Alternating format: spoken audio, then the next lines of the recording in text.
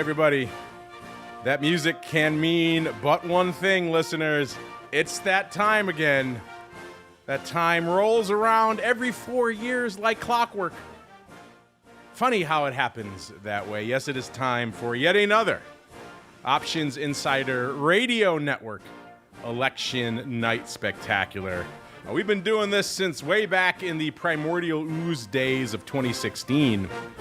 Ironically, one of the participants still around. That was certainly an interesting night out there. We'll get to all that fun in a little bit. Speaking of fun, that is kind of our goal for tonight. We're going to walk you off the ledge. We're going to make sure we're not going to get crazy political here on the show. We'll talk about results, obviously, and how they're impacting things. We'll also talk about how they impact markets. What we saw going into this, we'll see some and analyze some historical data from previous elections, how they compare and contrast to right now, and maybe throw in some fun trivia along the way. We're just going to have a good time, so if your candidate of choice is winning or losing, either way, you can tune in. Get away from the pundits, get away from the talking heads and their spin and their bias and everything else, and tune in. Let us walk you off the ledge and have a fun time. We got quite the slate of special guests joining us on the show tonight, listeners. So it's going to be a fun workout for my voice. It's going to be, we're planning roughly 3 hours. Maybe we go longer. Who knows? Depends what's going on out there. Or pretty much as long as my voice lasts. Whichever one cracks first is how long we're planning to go. And joining me, some might say bravely, others might say foolishly, the man who opted in. He said, I will be your Joan Rivers to your Johnny Carson here for our 3-hour extravaganza.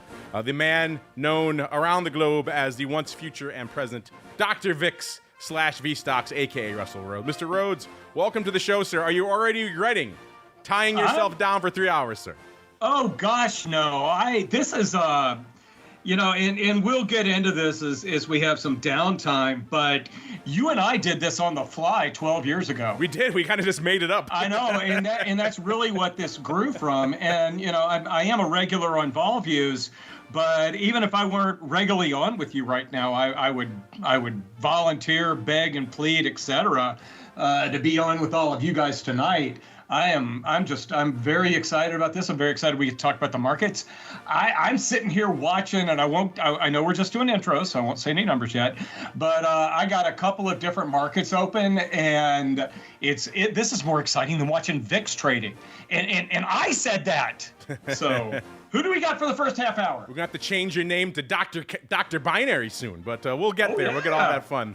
Yes, joining us to kick off our first half hour of our election night extravaganza, listeners. First, we're not just staying domestic, listeners. We're going across the pond, all the way out to the land known in Roman times as Germania, where we are joined once again by our old pal, Mr. Aash Vyas, now the investment director over there at Residence Capital, as well as he moonlights as an author, or one or two or half a dozen tomes you may be familiar with. Mr. Aash, also, you get the credit, the pride of place of joining us at the latest hour. I believe it is quite late where you're beaming in from, sir. So thank you for joining us tonight.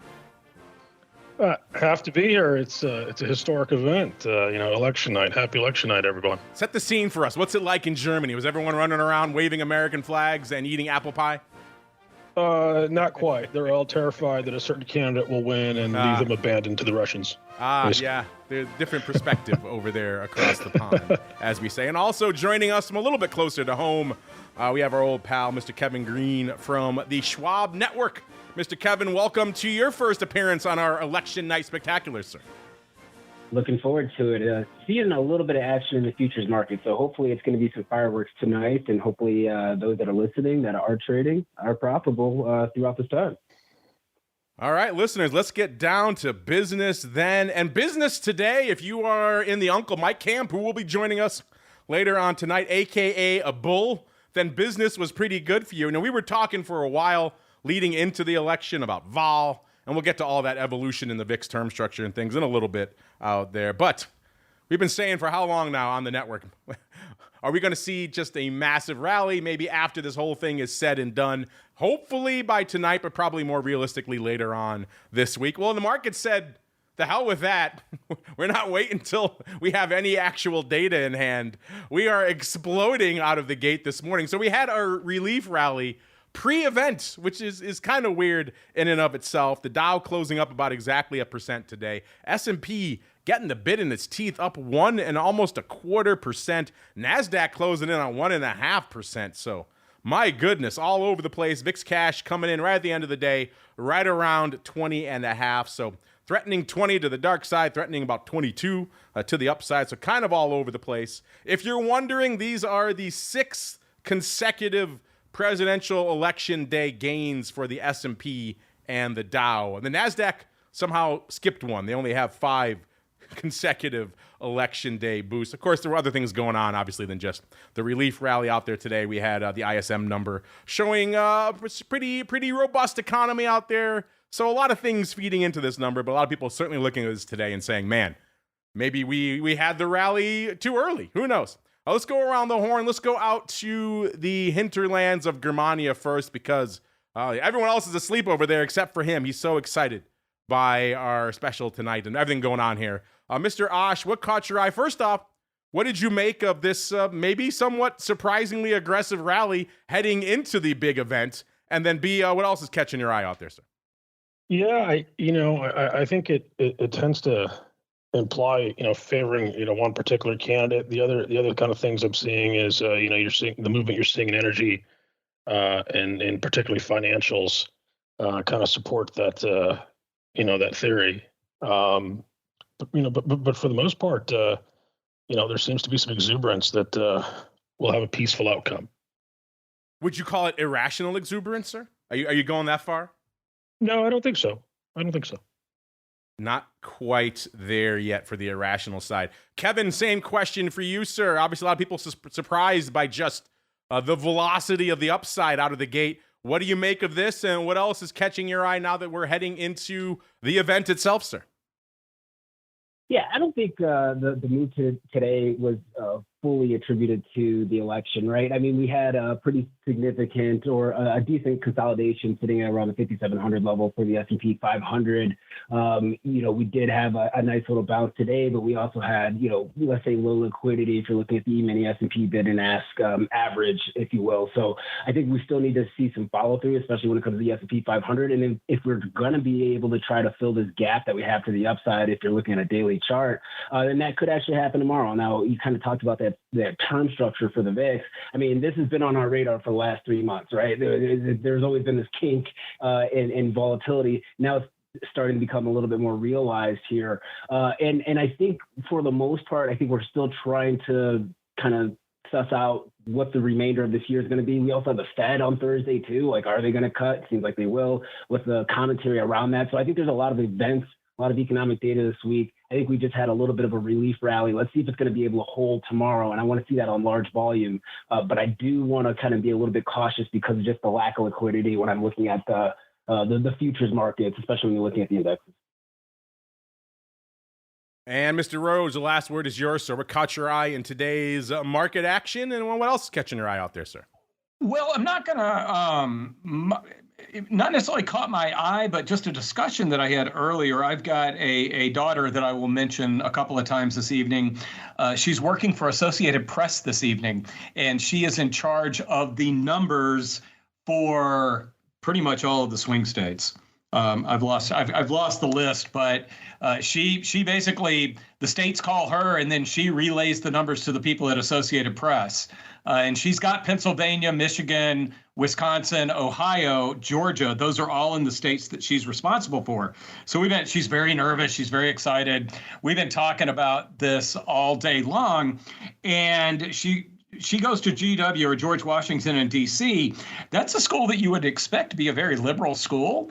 And she said about half of her friends voted for Trump, which I was really surprised that she did. We don't talk about, who I think she should vote for and that kind of stuff. I just let them decide that on their own unless they bring it up. But I was really surprised to hear that from, if you hear that from a college student, they're usually at University of Alabama, not at George Washington in D.C. So we'll see if that's a tell or not. All right, I see some folks in the chat saying it's a little quiet. Let us know. We boosted it up a little bit for you. We want to make sure you folks have a good listening experience. So if you have any issues, let us know over there. Let's go around the horn. Kevin, I know you're not just watching vol and VIX. You're also watching a lot of the broad commodity markets out there. I neglected to set the table fully at the top of the show. We had vol coming in, equities rallying, but also we had gold rallying slightly today, up about 0.25% at the end of the day, but still rallying into today's uncertainty. And then we have crude oil getting a nice lift. WTI closing looks like north of the 72 handle, which puts it up about 1%. What caught your eye on the commodity space out there today, Kevin? Well, what I'm really kind of focusing on for tonight in the commodity space as a whole here is going to be really kind of three different areas. So obviously looking at crude oil, I feel like that's the cleanest of the bunch when you're looking at the commodities for the election trade and getting a sentiment on what the market's going to feel, just based on the policies between the current administration and then the former Trump administration, and the concern of drill baby drill and what have you. When you're kind of looking at those previous policies that we saw in the Trump administration, is really trying to encourage Middle Eastern production, especially when you're looking at Saudi Arabia. And so there's obviously going to be a trade of maybe fading crude, even though it's already been fading crude potentially because of increased competition and not only just trying to double down with shale production here. So I'm looking at crude. I'm looking at the 10-year rate futures. So I think that's also going to be a pretty telltale sign there. And then I'm also looking at soybeans. So obviously the grain complex very compressed right now. When you're looking at production levels and inventory levels, very high. Exports are starting to kind of increase and get a little bit of a bump here. But once again, you kind of go back to what is the policy that we see in the previous two, the last two administrations, right? They're pretty much on the ballot here today. And I'm going to get a sense if we see, grain fade, I think that's probably more of the Trump trade. And if you don't see grains really fall off the map, then I think that's going to be the Harris trade there. So that's what I'm keeping my eye out on for the futures market. And that's really what caught my eye today. Gold, I feel like gold has kind of been its own secular trend right now. And so I'm really cautious on trying to, call top, bottom, or what's actually happening with it. I just know that until we actually see the peak or the finishing of Fed rate cuts, that's probably when we're going to see the peak of gold, and then we start to range bound, just like we've seen in the past. You can also look at the 2-year, 10-year spread to get an indication of that as well. So I outside of that, that's kind of what I'm looking at when it comes to gold. There's really no more rhyme or reason to it. I think a lot of speculators are getting into that. You have the central banks, doubling down and increasing physical purchases. So there's definitely a secular shift that's happening with that product. All right, let's look at some shifts out there on the vol front as well. I'd be remiss if we didn't talk about that to kick off the show here with Dr. Vix and, of course, Aash. I'm sure other guests later on will want to chime in as well. I said we're at about a 20.5 coming into the event right now tonight. Of course, we were threatening a 22 earlier today and even threatening a 20 handle out there. If you're wondering how this compares to some recent elections, obviously 2020, bit of an oddball year, outlier year. So obviously vol was, by the time we got to November of 2020, we were fully in the grips of the pandemic. Vol was obviously elevated. We were at about a 35 double at that point of the year. So again, a bit of an outlier, but obviously much higher than it is right now. And then of course, back in 2016, heading into right around the first week of November, so right into the election, VIX cash was at about a 16. So certainly compared to where we are now and back in 2020, it was comparatively mild. Mr. Aash, what are your thoughts, sir, on vol, how it's shaping up and how it's pricing the election right now, sir? Yeah, I mean, obviously it's slightly elevated as a function of the uncertainty, but if you look at the term structure, it seems relatively flat, as far as steepness and that sort of thing going out. So, for now, it seems to have priced in to be indicating a price of a certain amount of inefficiency or uncertainty, but nothing out of the ordinary. I mean, it seemed much steeper back in 2020, granted with the pandemic. Many things were much steeper back in 2020, sir. Does that surprise you that they're not really putting perhaps as much juice into this as perhaps you expected? No, because I think there were bigger issues and bigger unknowns back then. Yeah, the lingering prospect of impending doom was certainly lingering back in 2020. So at least we don't have that to deal with right now, which is nice. Mr. Rhoads, same question for you, sir. What are your thoughts on vol as it stands right now, sir, and how they're pricing vol into the event itself? Well, I really don't. You know, the fearful thing about participating in this evening is I'm afraid people are going to hate me for saying one thing or another. But I do think as the day was going along and we started hearing some exit poll numbers out of Florida, especially some places that Trump didn't do particularly well in Florida back in the day. But as that started coming out, it seems like the equity market started grinding higher as the day went along. Now, we know that exit polls had Kerry winning this thing a while back, and that did not hold true. But I do think that part of the market reaction today is I think the market started to price in a Trump victory because if anybody's going to choose violence, to use the Game of Thrones term, everybody assumes it would be the Republicans and not the Democrats. Well, the Republicans won't choose violence if they win. So I do think that the market is starting to price in a Donald Trump victory. Speaking of Trump and actual results, we kicked it off at 6 p.m. Central here, listeners.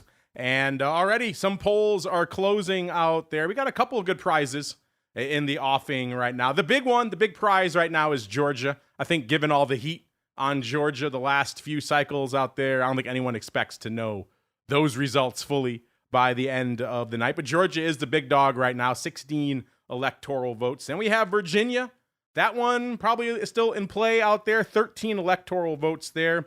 Indiana coming in at third, 11. Probably going to go red over there if passes prologue out there. South Carolina probably also going to swing that way as well, but I guess we'll see. Kentucky probably going to go red. Vermont probably going to go blue, but we shall see. So those are your big prizes here at 6 p.m. That adds up to 60 cumulative electoral votes available right now. Coming up at 6:30, so we got some weird times popping off here. We have North Carolina 15, so that's a pretty rich prize. And then, of course, everybody's favorite, Ohio 18. That is one of the key prizes. Many people think whoever wins Ohio could win this thing, or of course you could say Pennsylvania as well. But either way, some rich prizes there, and then West Virginia probably going to go red if passed as prologue out there. Mr. Rhoads, do you recall when back in 2016 we were chatting up some numbers and all of a sudden you said, hey, I think Trump just won Ohio. Do you recall that moment, sir? I certainly do. I do recall that moment, and I've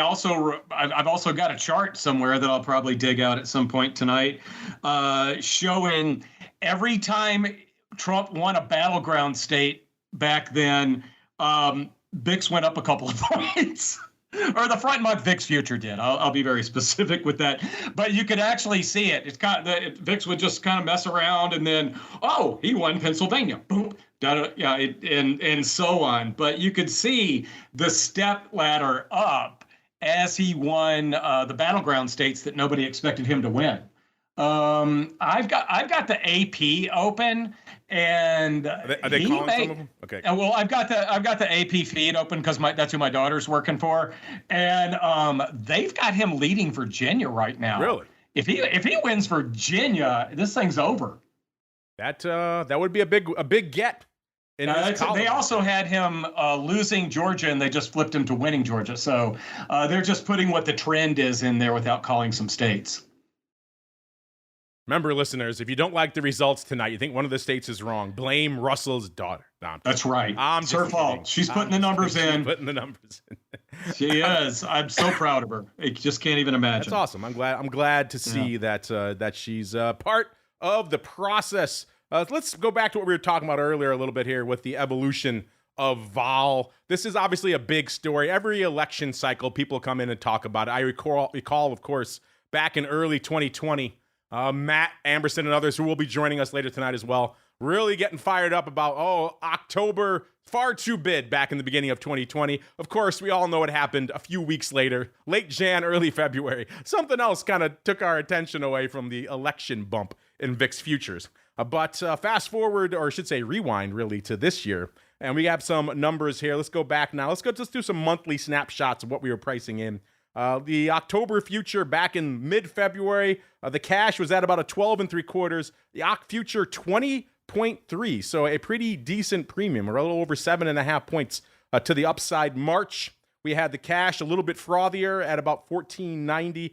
The Oct future at about a 21. So things looking a little bit spicier there in March. April, we have 21 double for the Oct future, the cash at 18.79. So the cash closing that gap quite a bit. Things looking almost close to backward at that point. So things getting a little frothy on the front portion of the curve there as well. In April, May, let's see, the cash settling back down 12 1/4. The Oct future, and again, October is where you're going to see that election bump, listeners, is 17.91. So you're back to about 5.5 points there on your premium. June, middle of the year, middle of summer, usually a quiet time. The cash 12.66 and the October future 18.30 out there, listeners. So still maintaining that pretty much that premium we had for most of the year. July, let's see, the cash 12 1/4. So July, this is July 12th, by the way. So Vol getting smoked a little bit. And October future 17.45, still hanging out about 5 1/4 points there. August, let's see, August, usually a quiet time, but Vol getting a little bit frothier. 14.83 this date here. This is August 16th. And the Oct future was 18.02. So obviously the cash getting a little bit spicier there. September, we all know what happened in September out there. The cash 16.35, September 13th, and the Oct future 18.2. So that, with the cash getting a little bit spicier, we see that premium collapsing to less than 2 points there. Last month, October 11th, again, these are the snapshots, listeners. The cash 20 1/3, and the October future 21. So obviously, as October slides into that pole position, we also see some intriguing evolution. They're now, of course, coming in as of last week. We have November in the pole position, and we have that futures at a 20 and the cash at a 21. Mr. Dr. Vix, we'll start with you, sir. What's catching your eye out there in the evolution of the term structure this year? Well, the thing that really got me, and I want to bring this part up because we've got our European representative on, but you know, it appears that the VSTOXX term structure over the past week or so started to just kind of brush off the election and go back to that seasonality that we're used to with a dip in December, where we're not seeing the same sort of lower price for the December VIX future versus the other futures along the term structure. It's still only about a 45-cent drop from January to December. So that change where it looks like the VIX term structure is pricing in not that this is definitely going to happen, but the possibility that this becomes a drawn out event. That, you know, I think VIX is showing that and VSTOXX is not. I'm not sure which one is correct. All right, and Kevin, I know you're coming up against it. I believe you have a soccer game or something tonight, sir. Is that what you're going out to? Coaching basketball. Oh, you're coaching. All right, good for you. How old are the kids? He's 7 years old. So, sweet. So they're already dunking already. Oh yeah, getting him started early. All right, well, give us your thoughts on the evolution of the Vol surface this year, sir, and then any other closing thoughts you want to leave us with, sir. Yeah, you know, once again, I think when you're kind of looking at the term structure for the majority, ever since the November contract or the October contract was actually on, I mean, we've seen this, you know, heightened volatility, and we see a pretty nice drop off when it comes to December. So I think the market's already going to be pricing in the, you know, holiday trade, obviously, and then, you know, once again, we'll get through this. What I will say though, just my final parting thoughts. Just kind of going through the map, it's going to be a long night. Like, you kind of parse through it. If you're kind of looking at some of the trends right now, it's going to be a long night. I don't know if the market completely has this priced in right, and that's all I will say. I'm not going to say one way or another, but there's definitely some laggards there, especially when you're looking at states like Indiana and Kentucky. But obviously, they're going to go for Trump.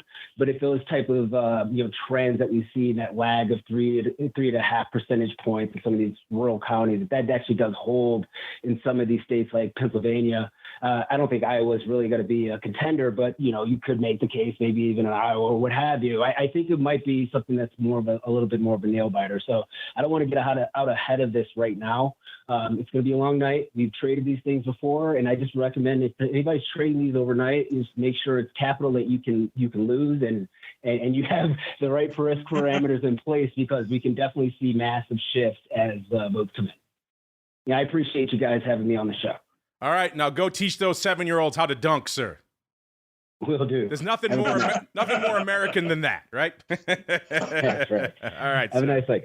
Have a good one. And Mr. Aash, sir, while you're busy enjoying your apple pie with the side of sauerbraten and perhaps a nice Wiener Schnitzel, what are your thoughts on how Vol has evolved, or perhaps not really evolved? As we just pointed out, that premium was mostly pretty static throughout the year, sir, in terms of the election juice.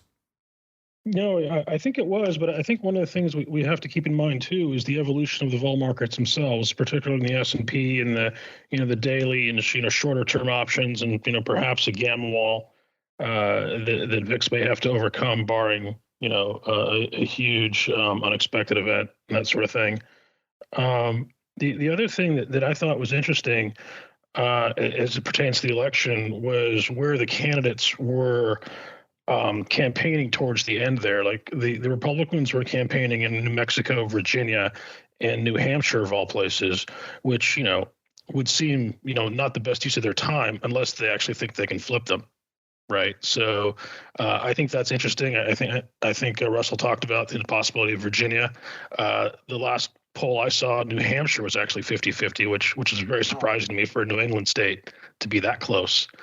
And the only other thing was, the other thing that seems different this time is with the early voting, it seems like there was more of a Republican turnout. So all of those things are different from what I think we saw last time.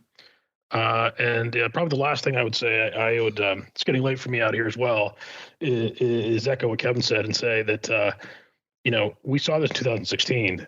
You can get pretty wild swings trading this stuff overnight with this kind of uncertainty. So, a bit of caution is probably prudent.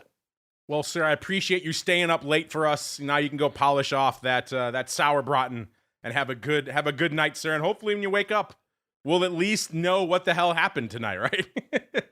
Yes, it's nice to be part of history with you. Yes, Mark. I'm glad you could join us, sir. Give us the international perspective over there. Make sure you check out Mr. Aash on Amazon as well, under his pen name, A.K. Vyas, putting out some great tomes.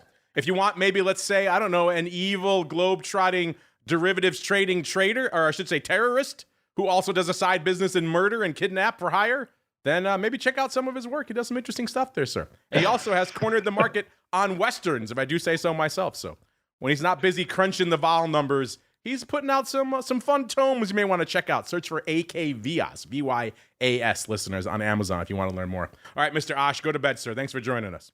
Thank you, guys. Have a good night.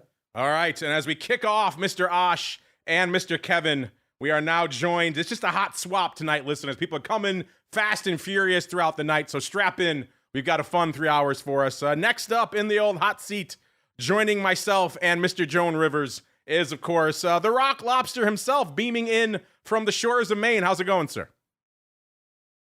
It's going good. I'm following up a bona fide author. Oh yeah, Aash is big time. He's written about, I don't know, wow. close to at least 5, maybe 10 novels right now that actually sell pretty well. He's got the market. I was joking, but he has the market cornered on Westerns these days. He's huge in the Western space, and he has some other ones, thrillers and some children's books as well. So yeah, when he's not crunching the vol numbers, Aash has really been moonlighting seriously as a real professional, honest-to-goodness novelist, and they're fun. Yeah, like that's somebody that's some real talent. I can't believe I'm following a guy like that. We're not messing around on the election night spectacular, right? We bring the heat. I guess you bring the big gun. You bring the heat. We bring the heat. Well, we'll get your thoughts in a second, Mr. Rock Lobster, but first, we do have some results coming in, kind of playing out the way we expected it, listeners. As I said at the top of the show, Indiana probably going to go red, and that is the case. That has been called now by the AP. Again, we're looking at AP, trying to avoid, whenever possible, any quote-unquote biased sources. I know everyone's going to have an issue with every source, but we're trying to keep it down the middle here, listeners. AP is about as down the middle as I think you could get. And of course, you got to trust Russell's daughter punching. I think she's punching in good numbers, so I trust her. So Trump gets Indiana. That gives him 11 electoral votes. West Virginia, no surprise there. That gives him 4 more. And Kentucky, 8 more electoral votes. So that brings Trump up to 23 on the board.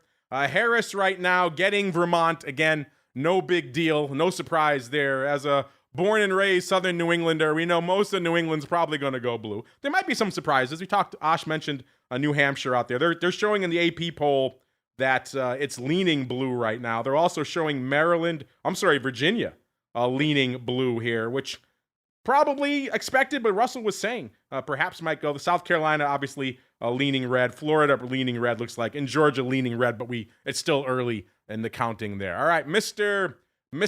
Rock Lobster, sir, the table is set. A pretty wild day. Let's start there. What caught your eye in today's somewhat surprising rally, sir?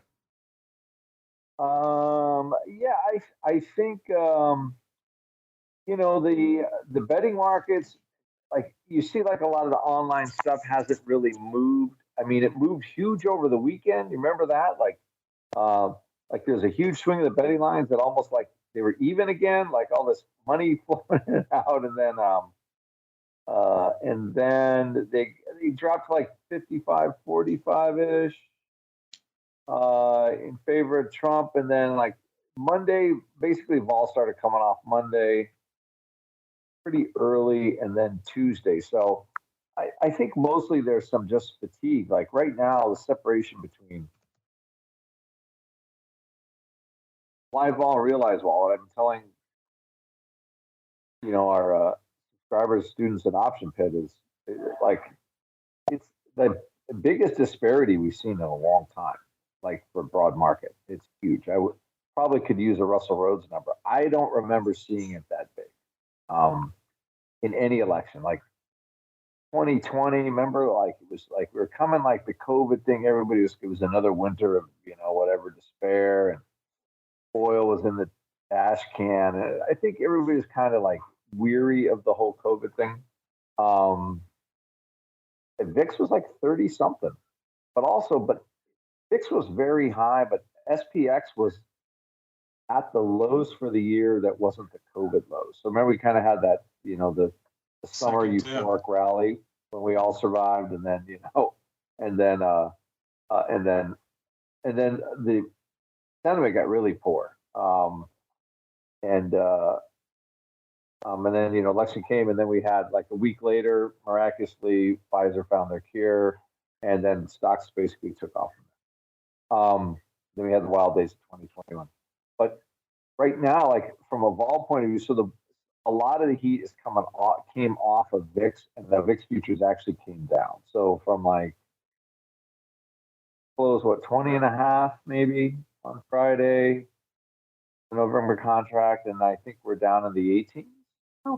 18.5, 19, the November contract. So that's a pretty solid amount coming up. So somebody somewhere is starting to sell the volatility. Stocks kind of broadly rallied. So Trump's been favored for a week in the betting polls at least.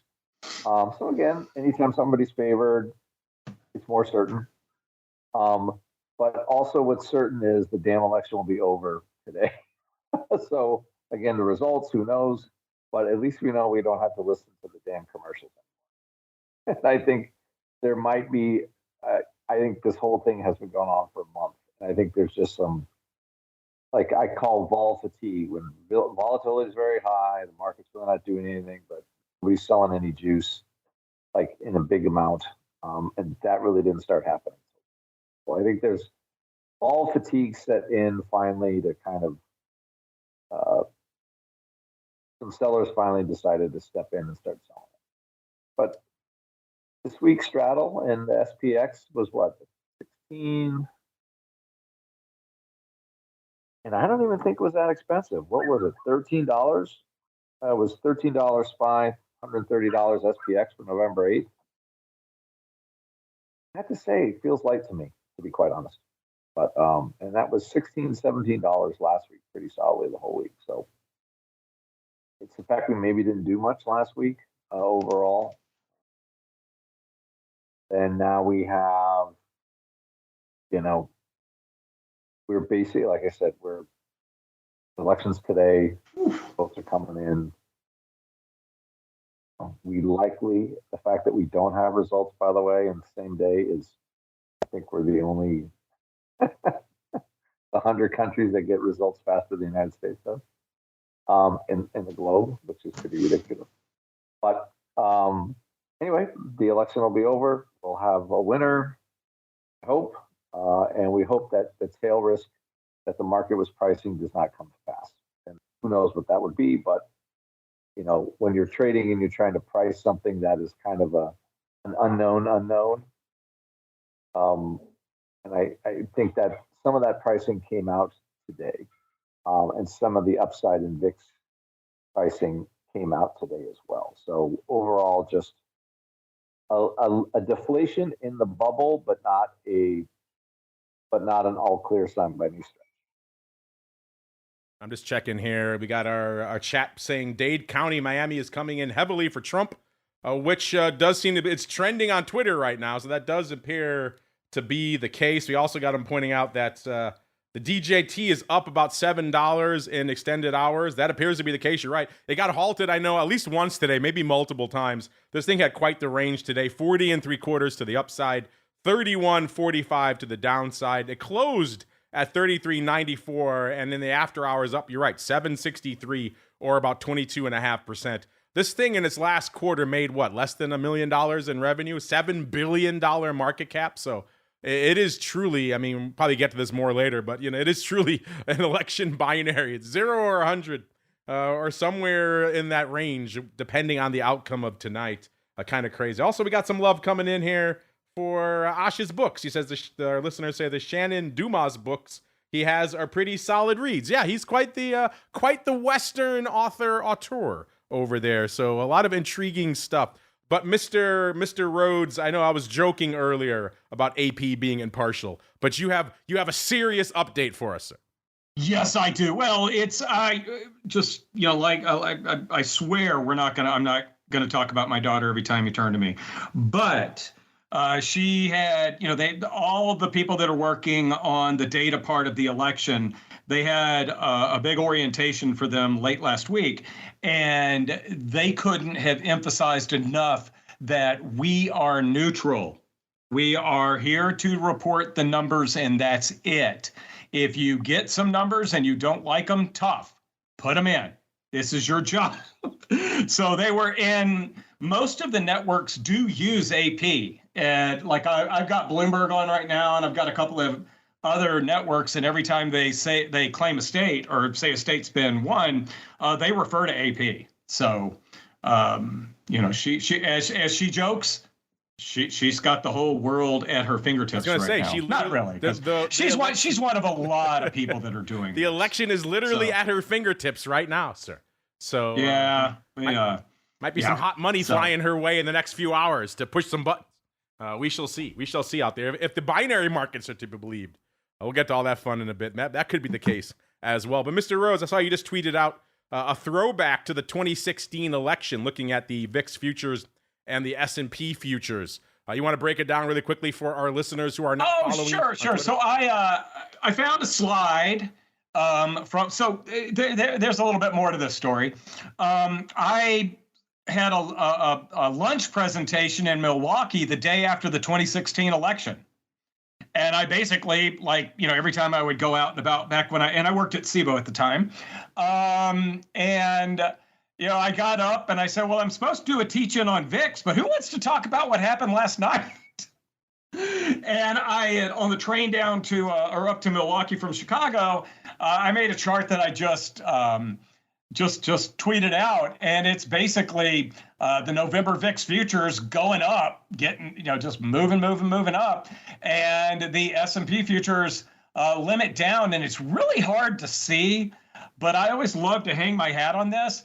The VIX futures did start going down before the S&P futures came off limit down and started going up.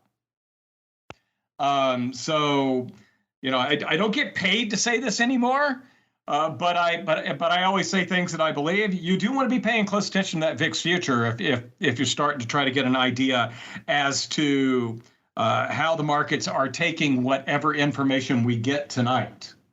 And it'll, it's not doing much of anything right now. It's just kind of goofing around.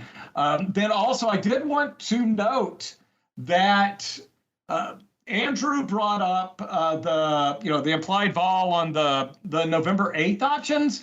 What's kind of interesting was the implied vol on the at the money implied vol for SPX options was really high relative to other days for tomorrow's options.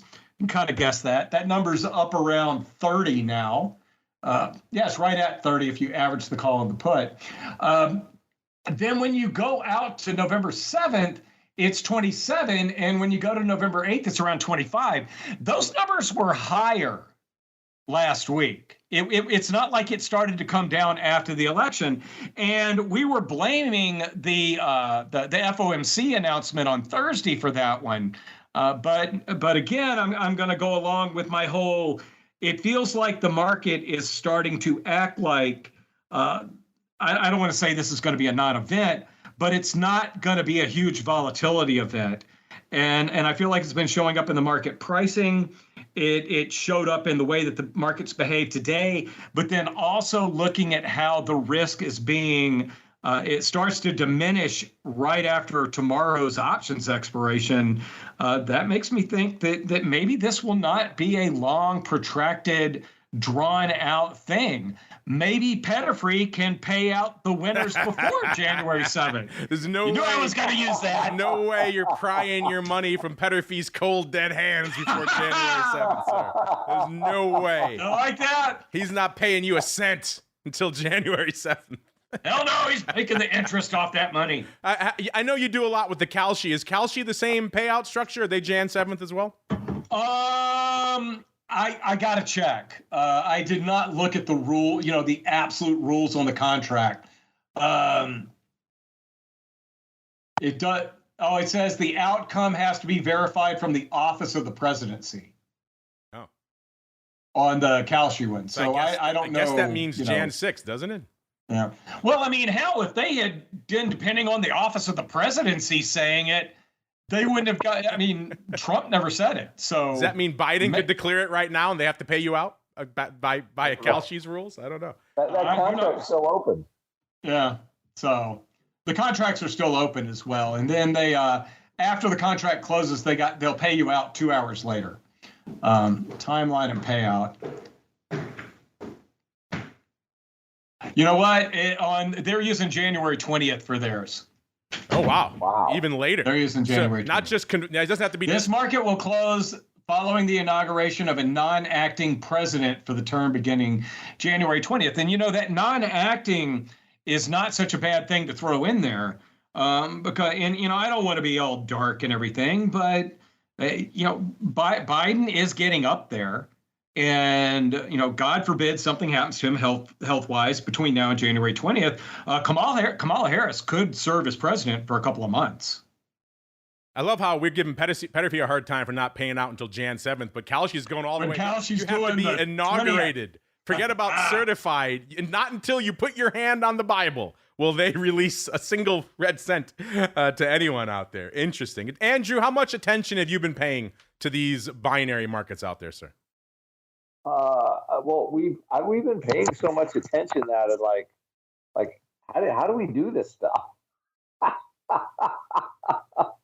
So yeah, I was watching them. They popped up in my IB screen every day. So every day I saw it. So it gives you a good flavor. I mean, you're used to.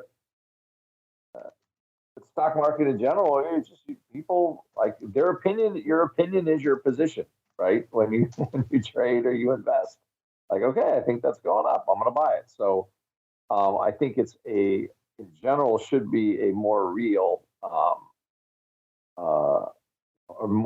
indicator because at the beginning, when Harris first came out, it was pretty strong. Harris, she came out with a big bang. the shock of just Biden resign, and I guess quit the race. What do you call that? Abdicating the race. She came out hard in the betting line. She was big favorite. So it's shifted over time. So so I think there's some. I think it's a decent indicator for what's going on. But yeah, I did watch them, and it was interesting. I like the idea of a mixed presidency House meeting. One party's kind of got some power somewhere to kind of kick the other party. Like, I think it's great that both parties kick each other in the teeth. I think it's necessary. I'm not thrilled with one party running the whole show because I haven't seen either one of them do that good of a job doing it. So, but and the betting lines are kind of, I think it's a little more even there on the betting lines with ends up with the Senate or the House. So, I think they have been useful. But speaking of the internet thing, I saw the funniest thing. Like somebody, I guess, for the first time ever, Amish people were voting in Pennsylvania. They were, and I didn't think they voted before, but something happened. The FDA came and shut down a cheese making thing or something with the Amish community, and they got all bent out of whack. So I guess they mobilized 100,000 Amish people to vote. So we'll see how that actually turns out. But somebody I know you kind of like your the Star Wars, Lord of the Rings type of Eye of Sauron stuff. Kind of likened it to like the wood people coming out and on the internet, taking on the Eye of Sauron. So I thought it was kind of the wood people. It's kind of funny. The wood people coming out and like, listen, we're getting even. So I thought that was kind of a funny answer. Those are your people, your fellow woodworkers. You should love them. Yes, they're quite skilled, actually. I am but a pittance compared to the high level master. Can you erect a barn in like 20 minutes? I don't think so, sir. I cannot. I try to. I'll send you the pictures of my pallet shed. I'm practicing for my chicken coop debut this spring. So I threw together a pallet woodshed. I'll send pictures so you can mock my buildings. I shall await them with bated breath, sir, as we check out what's going on right now on these quote-unquote prediction markets. I say prediction. Normally I'm the one, listeners, I'm out here championing really, at the end of the day, any real money market, because it's usually going to be a much better predictor than any sort of other analysis you can do. We see this in the financial markets all the time. At the end of the day, what analysis people put into things that they spend their hard-earned money on, usually they put a lot more effort into that than, let's say, the response to a poll or some sort of market research they do, or whatever the case may be. But I started to kind of keep an eye on these binary markets. It wasn't that long ago, about a month ago, I would say, when we had the folks from IB on, and they were all giddy because Kalshi had just gotten approved, which meant they kind of piggybacked on that lawsuit as well. So they got to launch. We were joking about Thomas's, but he has this Forecast EX that they created. They launched their own event binaries now. And kind of watching these markets evolve over time has been fascinating. And also, as someone who's been doing this for a while, kind of the hair on my back of my neck started sticking up when I was like, I might smell some skullduggery in this. But right now, as we're looking at this list and looking live on Kalshi, they're bouncing around. Trump is right now 63%. So he is definitely surging. He was down to about 49%. I want to say this is just from a couple of sessions ago, November 2nd. So he has surged quite a bit. Harris was at about 48, almost 49%. That was back around that same time frame. Now she has dropped to 37% right now. That is on Kalshi. If you look at the Forecast EX markets, you have Harris. Will she win? She's at a 39 cents, which is effectively 39%. The binaries are priced as probabilities, listeners. And Trump is at 66. So we're seeing some similar action. But what caught my eye, and I'd like to get Russell's thoughts on this as well, because I know he's been working with the Kalshi folks. He's been looking at these markets for quite a while, is how these markets really started to diverge. Even a few months ago, people were coming on this network and they were like, oh, it's in the bag for Harris. It's in the bag. All the early polling data says she's in the lead here, here, and here. And I cautioned everyone even then. I was like, we don't know the day of who's going to win this thing, let alone a couple of months out. But no sooner did we start hearing that than it really looks like it was about a month ago. I want to say it was around October 8th when we started to see some, let's just say, divergence in these markets. I pulled a screenshot here from what we were looking at back when we were talking about this with the IB folks on October 8th. And at the time, their markets, Trump was at 48% and Harris was at 52%. So she was at a slight majority probability to win, ever so slight out there. What happened shortly thereafter that, on October 10th, looking here at Kalshi, we started to see just extreme divergence. Trump bid all the way up to 65, 68% maybe. That really started me thinking, I think there's some skullduggery here, especially when we started seeing these markets advertised as effectively being great predictive markets. And so what you saw now is these markets being advertised as effectively poll results. It doesn't take a genius to think, well, if they're spending billions of dollars on a campaign, allocating a few million, and of course, Wall Street Journal did some digging. They uncovered this quote-unquote French whale who spent about $30 million on Polymarket, a different market, but they all tend to move kind of in lockstep. $30 million to bid up Trump. They tried to uncover whether he had any political ties. They were unable to do so, but it certainly seemed like a bit of a question mark. So when you're seeing all these markets being advertised everywhere as effectively being predictive, more accurate than the polls, it's not a logical leap to think someone would just spend a few million, 10 million, 30 million, whatever the case may be, and now all of a sudden you have a poll that you purchased that looks the way you want it to. So that really kind of started raising my hackles. But Russell, I know you've been watching these markets for a while. You've been, I think, working with the Kalshi folks for a bit too, so you're pretty familiar with their products. What are your thoughts of these markets, and also kind of what we've been seeing from them over the course of this cycle, especially this wild divergence we saw over the better part of the last month, sir? Yeah, I couldn't, where they started to widen out, and when I say widen out, and as we've been talking, since we started, Trump's gone from 52 to 67%. I mean, I don't know what's really, I'm trying to watch a whole lot of things at once, and we're 4 minutes from getting a lot of states, but I don't think there was a whole lot of volume dollar-wise. In fact, even just a couple of weeks ago, when you look, you can see the dollar volume, and the dollar volume on Kalshi was only about 30 or 40 million bucks. It's $281 million now that is being wagered just on the who will win the presidential election. And that one of those spikes for Trump was finally a good lesson for me to use in the classroom on how liquidity works. Because somebody did put a lot, like you said, that French whale or whoever bet that, the rumor is 30 million bucks on one side of this thing. Well, you've got to find the other side of it in a very, very illiquid market, and a market that not a whole lot of people are looking at. Plus, there was a moment where you could have paid 49 cents for Harris to win and 48 cents for Trump to win on a different site. So, if Sam Bankman-Fried were not in jail right now, we would have an entity that would take advantage of those arbitrages and keep this market more efficient. We got to spring that boy tonight to help us out.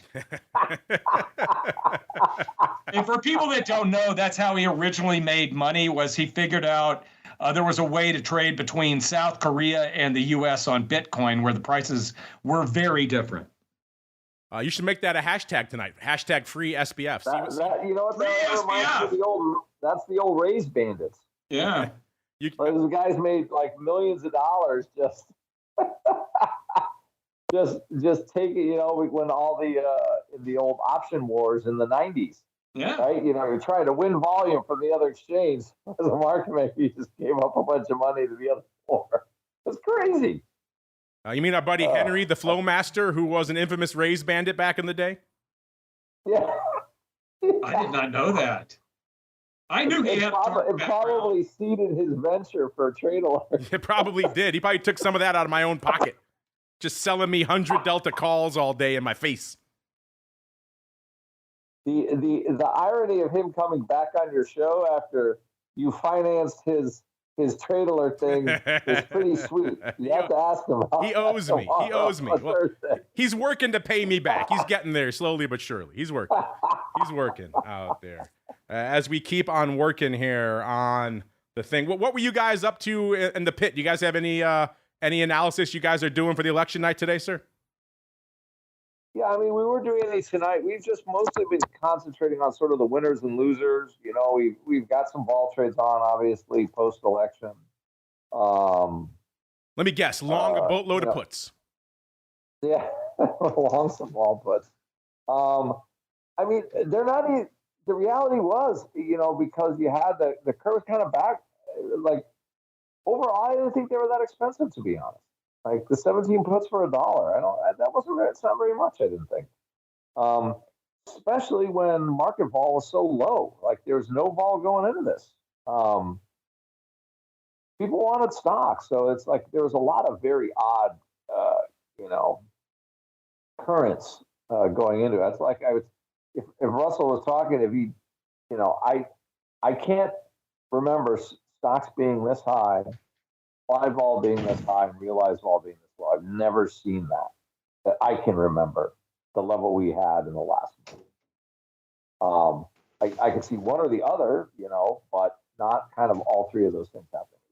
I think it's the first time that at least in the last 10 years since I was market option pit looking at VIX every day, I've never seen that. Which if you never see it and it happens once, that means it can happen again. After I've learned anything about trading, if you've never seen it again, I've never seen this before. Then it happens, it'll happen again. So just as a little reminder.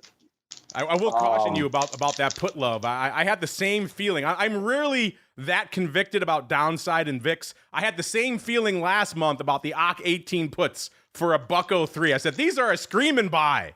How could I not buy these? And of course, they worked out pretty well in like the first week, and then they just went to die. So I hope you're right. Yeah. I have some 17 puts myself right now. I hope you're very much right, but that definitely disabused me of my, shall we say, motivated buying, sir. Yeah, I closed I closed my 19 puts early, and then I had a graveyard of like the 18, 17, 16 that was not great. Poor discipline on that one. Like maybe this future is never going to see south of 20 again for a month, and I knew it was happening too, which is the worst part. But I'm like, the market's going up. Paul's got to come in a little something. It's got no. Dude, just use your head. Anyway, but I used the 50% rule. I got out of half of my puts, but I only felt half stupid. But we'll see. I think overall there'll be a pretty good opportunity. And mostly we're talking 6,000 SPX by the end of the year. That's really what talking to students like. Listen, you like Palantir today up 20%. It's a $50 stock now.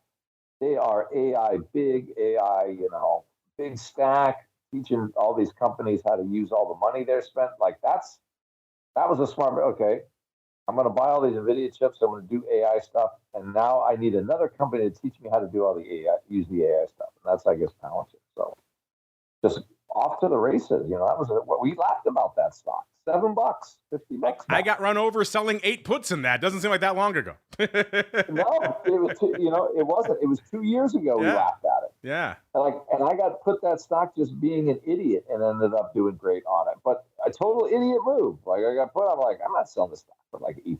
It's dumb. So anyway, but I think that current is still the current that's pushing us. This politics, it's all I think the problem with the rhetoric now is so bad in general because there's so much money in it. Like the U.S. government is spending so much money and distributing so much money now. It's too big. And when you have that many people that want that money, the rhetoric just gets awful. because there's just too many people that they're at that trough. Companies, businesses, organizations, who knows? So it's just not. I don't know. I like to see less of it because I don't think it's a great. I don't think it's great for our political discourse. All right, listeners, we are at that time here, 7 p.m. Our chat's freaking out about colors. I'll get to all the colors in a second.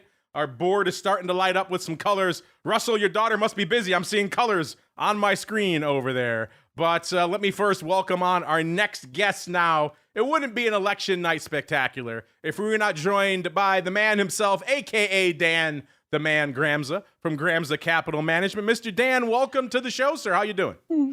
I am doing terrific. Thank you very much. Really excited about exploring some of these markets tonight and seeing how the market is going to absorb all the things going on. So it's an interesting day to follow what's happening here. And I like the futures because I can see how they continue to absorb information.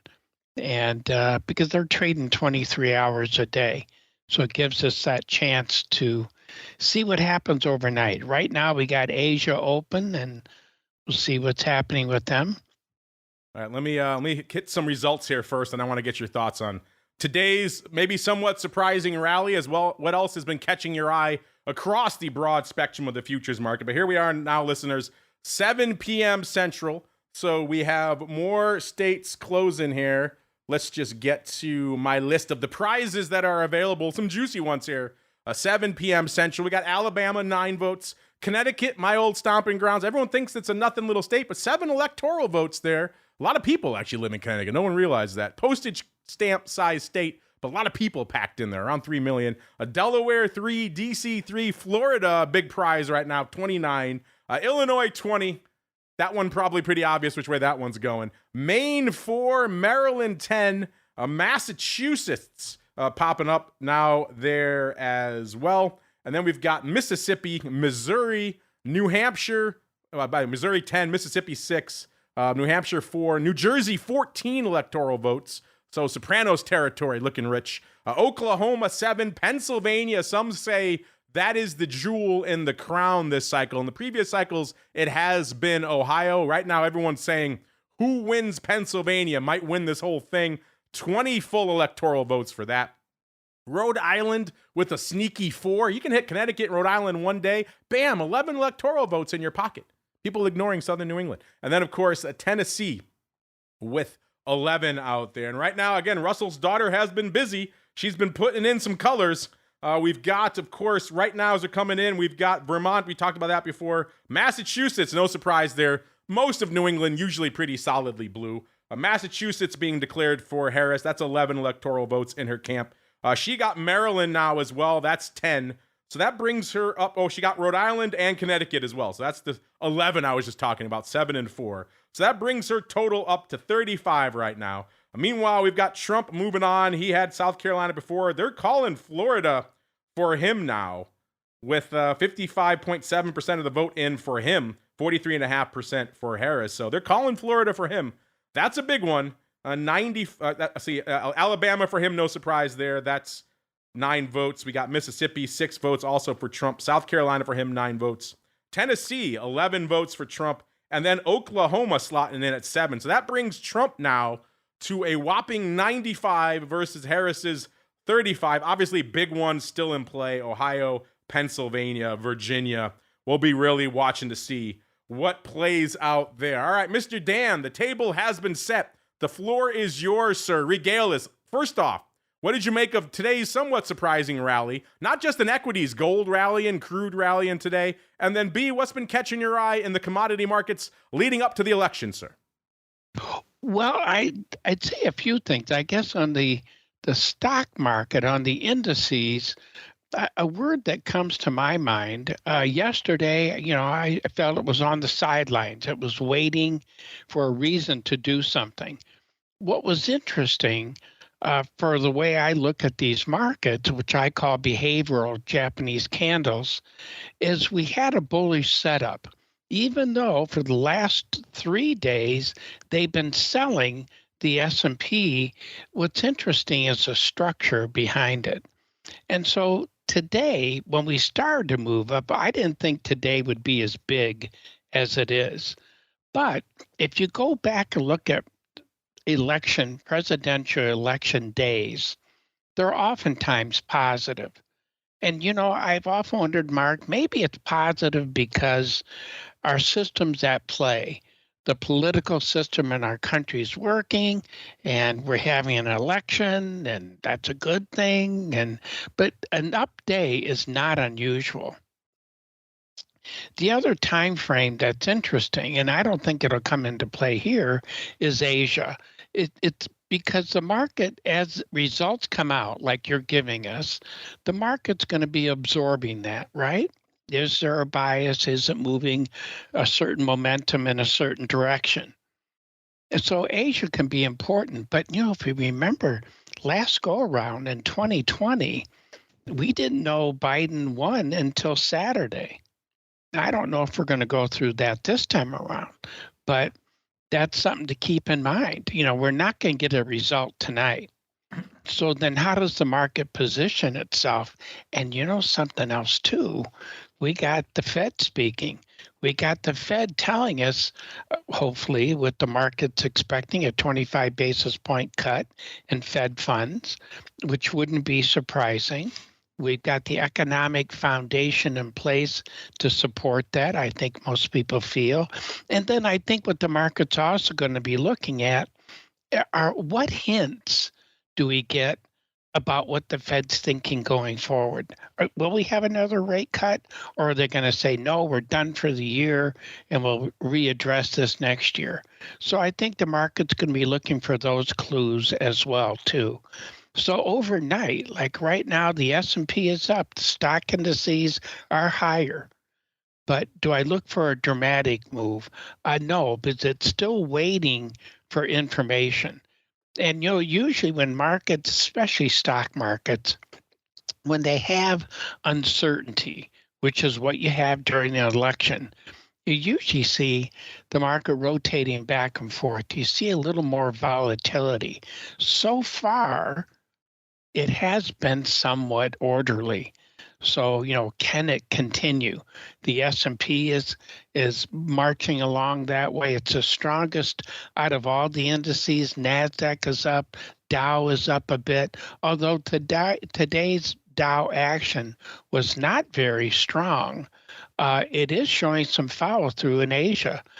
And one of the ones that's the strongest is the Russell, Mr. Russell. And we have Russell with us, too. How about that? You can't beat that, huh? Yeah. Well, Russell, I have to tell you, your index is looking pretty healthy. And it's not looked healthy in the last couple of years, but it's finally starting to pick up. It was ridiculous 8 years ago when Trump got elected. Between election day and his inauguration, it was gangbusters, and then I think it underperformed ever since.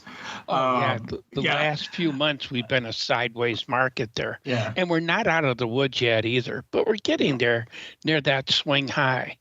So something you said, Dan, and I teach at a college, so I talk to people that are around and have not really experienced elections in the past. And you used a phrase that we hadn't used yet, but I always have in the back of my mind, and it's the system. And I truly, truly, truly believe in our system. I do. There are checks and balances in our system. I've had this one in my back pocket and been waiting for the opportunity to use it. They often refer to the president of the United States as the most powerful person in the world. I don't think they are. I don't either. And the reason I say that is because Kim Jong-un can take his uncle and blow him up with an anti-aircraft gun and nothing happens to him. Our president can do an awful lot. But there are checks and balances in place that that do regulate their behavior to a certain point. I would say that we were debating this. I was debating this with some graduate students, and they were like, "Okay, well then who's more powerful?" Well, Vladimir Putin's more powerful. He can throw 500,000 of his own people into a meat grinder and nobody does anything to him.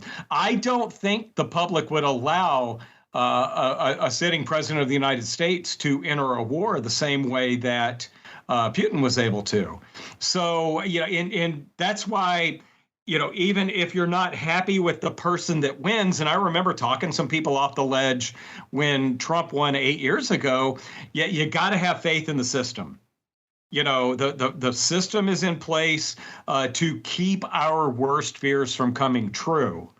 And, I do think I agree with you that part of the market kind of settling down and working its way higher without a lot of volatility. I personally was expecting some sort of sell-off during the day after about the first hour this morning, just because I expected election-oriented volatility, and I was wrong.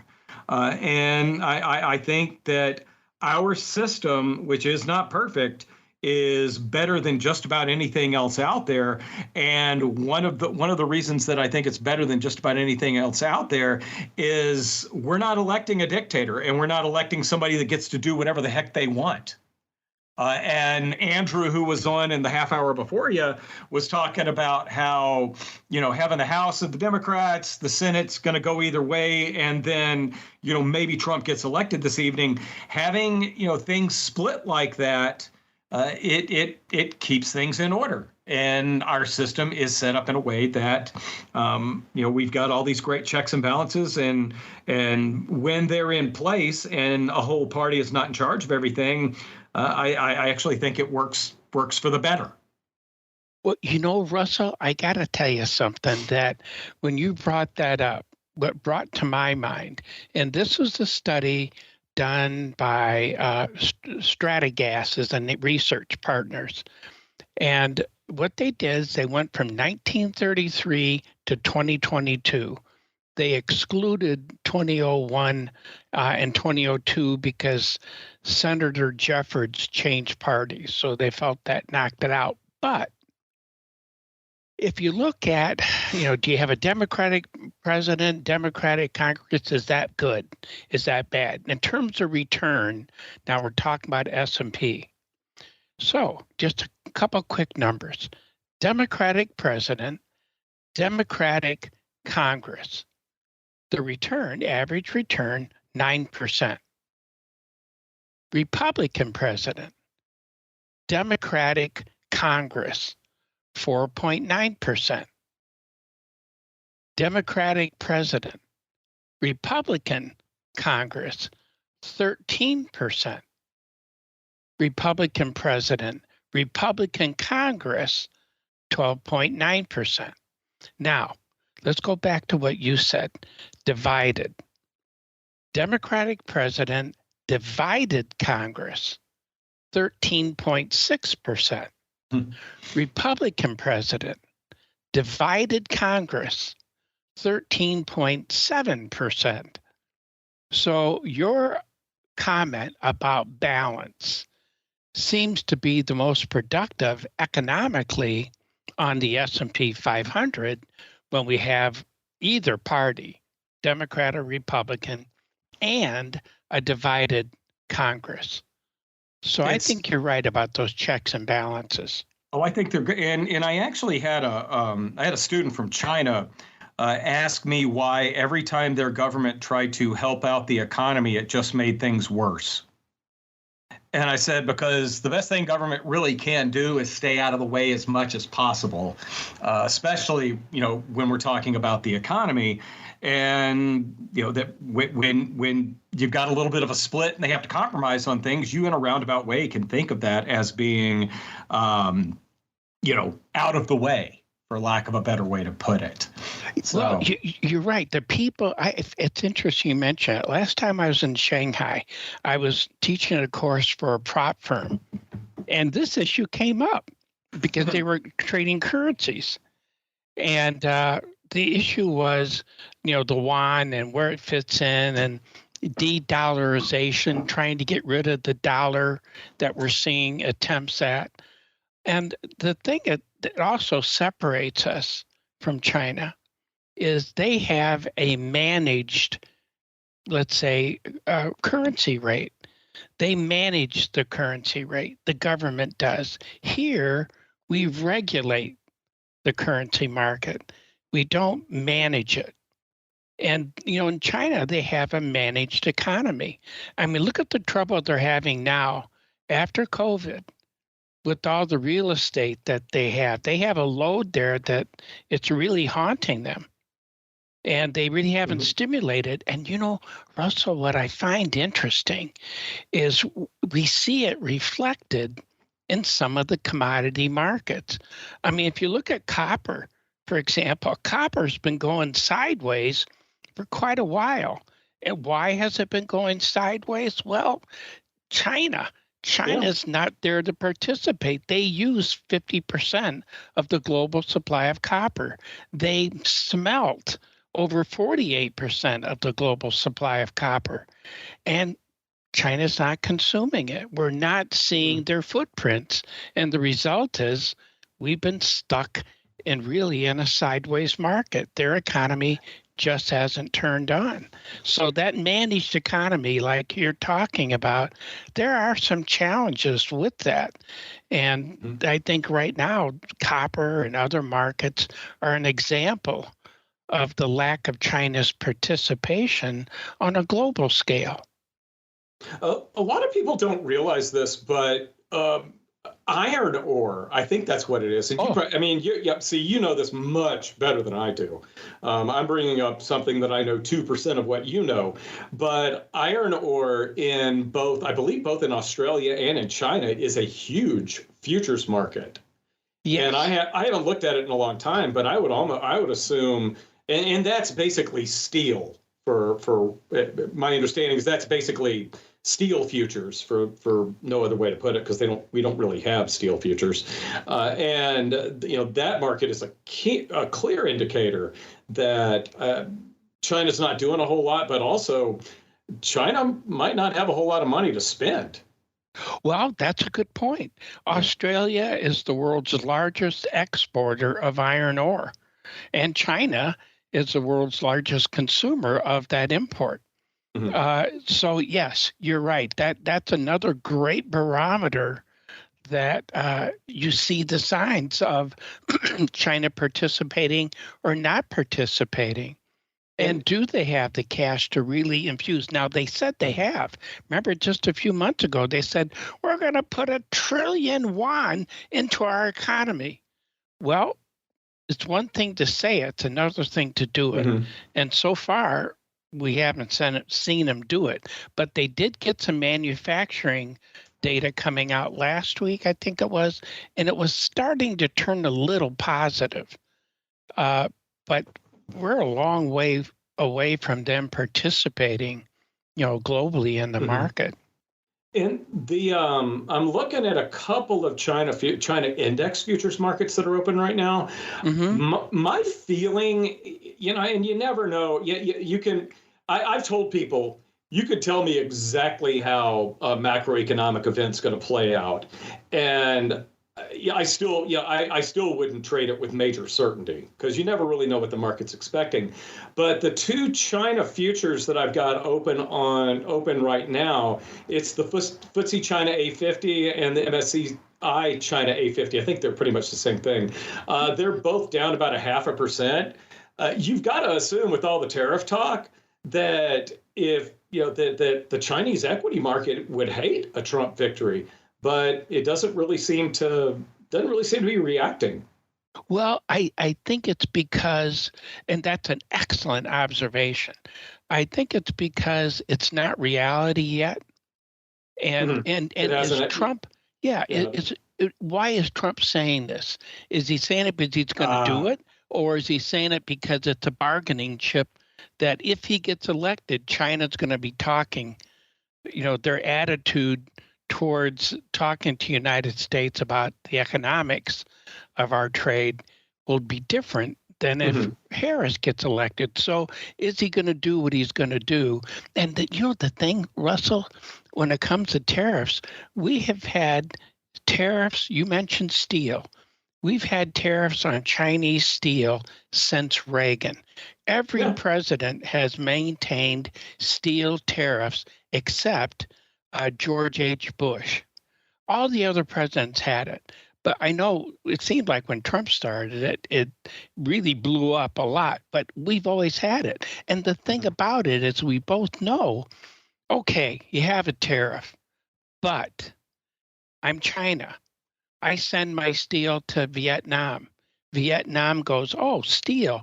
They stamp it. It's now Vietnamese steel. Yeah. We buy Vietnamese steel. Same thing happens with crude oil. Russia, do we buy crude oil from Russia? No, not directly. If it goes to Kazakhstan and we buy crude oil from Kazakhstan, we're buying Russian crude. And once it gets refined, and if we're buying that kind of product, you don't know the story. So the tariff issue is front and center, but what's the reality of it economically, globally? And it's what I always find interesting. And you're right. You would think a Trump victory would create a lot of downward volatility for China. Dan, we've been talking a lot here tonight about these prediction markets, binary markets, call them what you will. I don't think you and I have really had a chance to chat about these since they really started coming online hot and heavy for the election about a month ago. You're a hardcore futures guy. You've been around the space for a bit. Where do you fall on these binary / quote unquote prediction markets? And do you think maybe people are reading too much into these as predictive tools, or maybe not enough? Where do you fall, sir? Well, I'll tell you what it reminds me of. And you guys probably remember this, and I don't remember what presidential election it was, but I remember some guys off of the SIBO floor making an election market. It wasn't a listed market. It was just a private, I guess you could say, market on the election. And the school that, and I can't remember the fellow who started it, at Ohio, University of, Iowa, had a binary system going actually for quite a few years. I'm not sure if it's still in play, but the issue with it, it's almost like the 0-day options. It's a way to express an opinion, and I suppose cumulatively, does it give us an attitude? Because that's what we're looking for, right? Does it give us an attitude of people? Does it give us a way to look at a vote, a commitment, and or is it deceiving? Do people, if I want a certain candidate to win, do I try to influence the number of options that are out there, a number of positions I take, I should say? Is it totally unbiased? And so I think those are things that kind of float around in my mind. I think it's interesting. And it seems to me, I don't know if this is good or not, but it seems to me that if you look at the plethora of gambling apps that you see out there, you have a large segment of the population is getting used to this idea of on off, because that's really what we're talking about.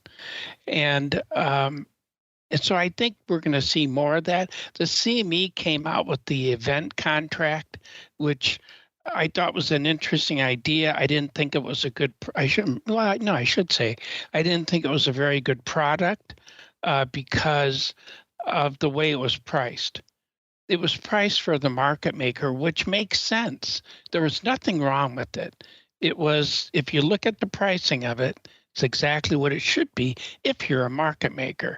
If you're a trader, it's hard to get an edge there because of the way it was priced.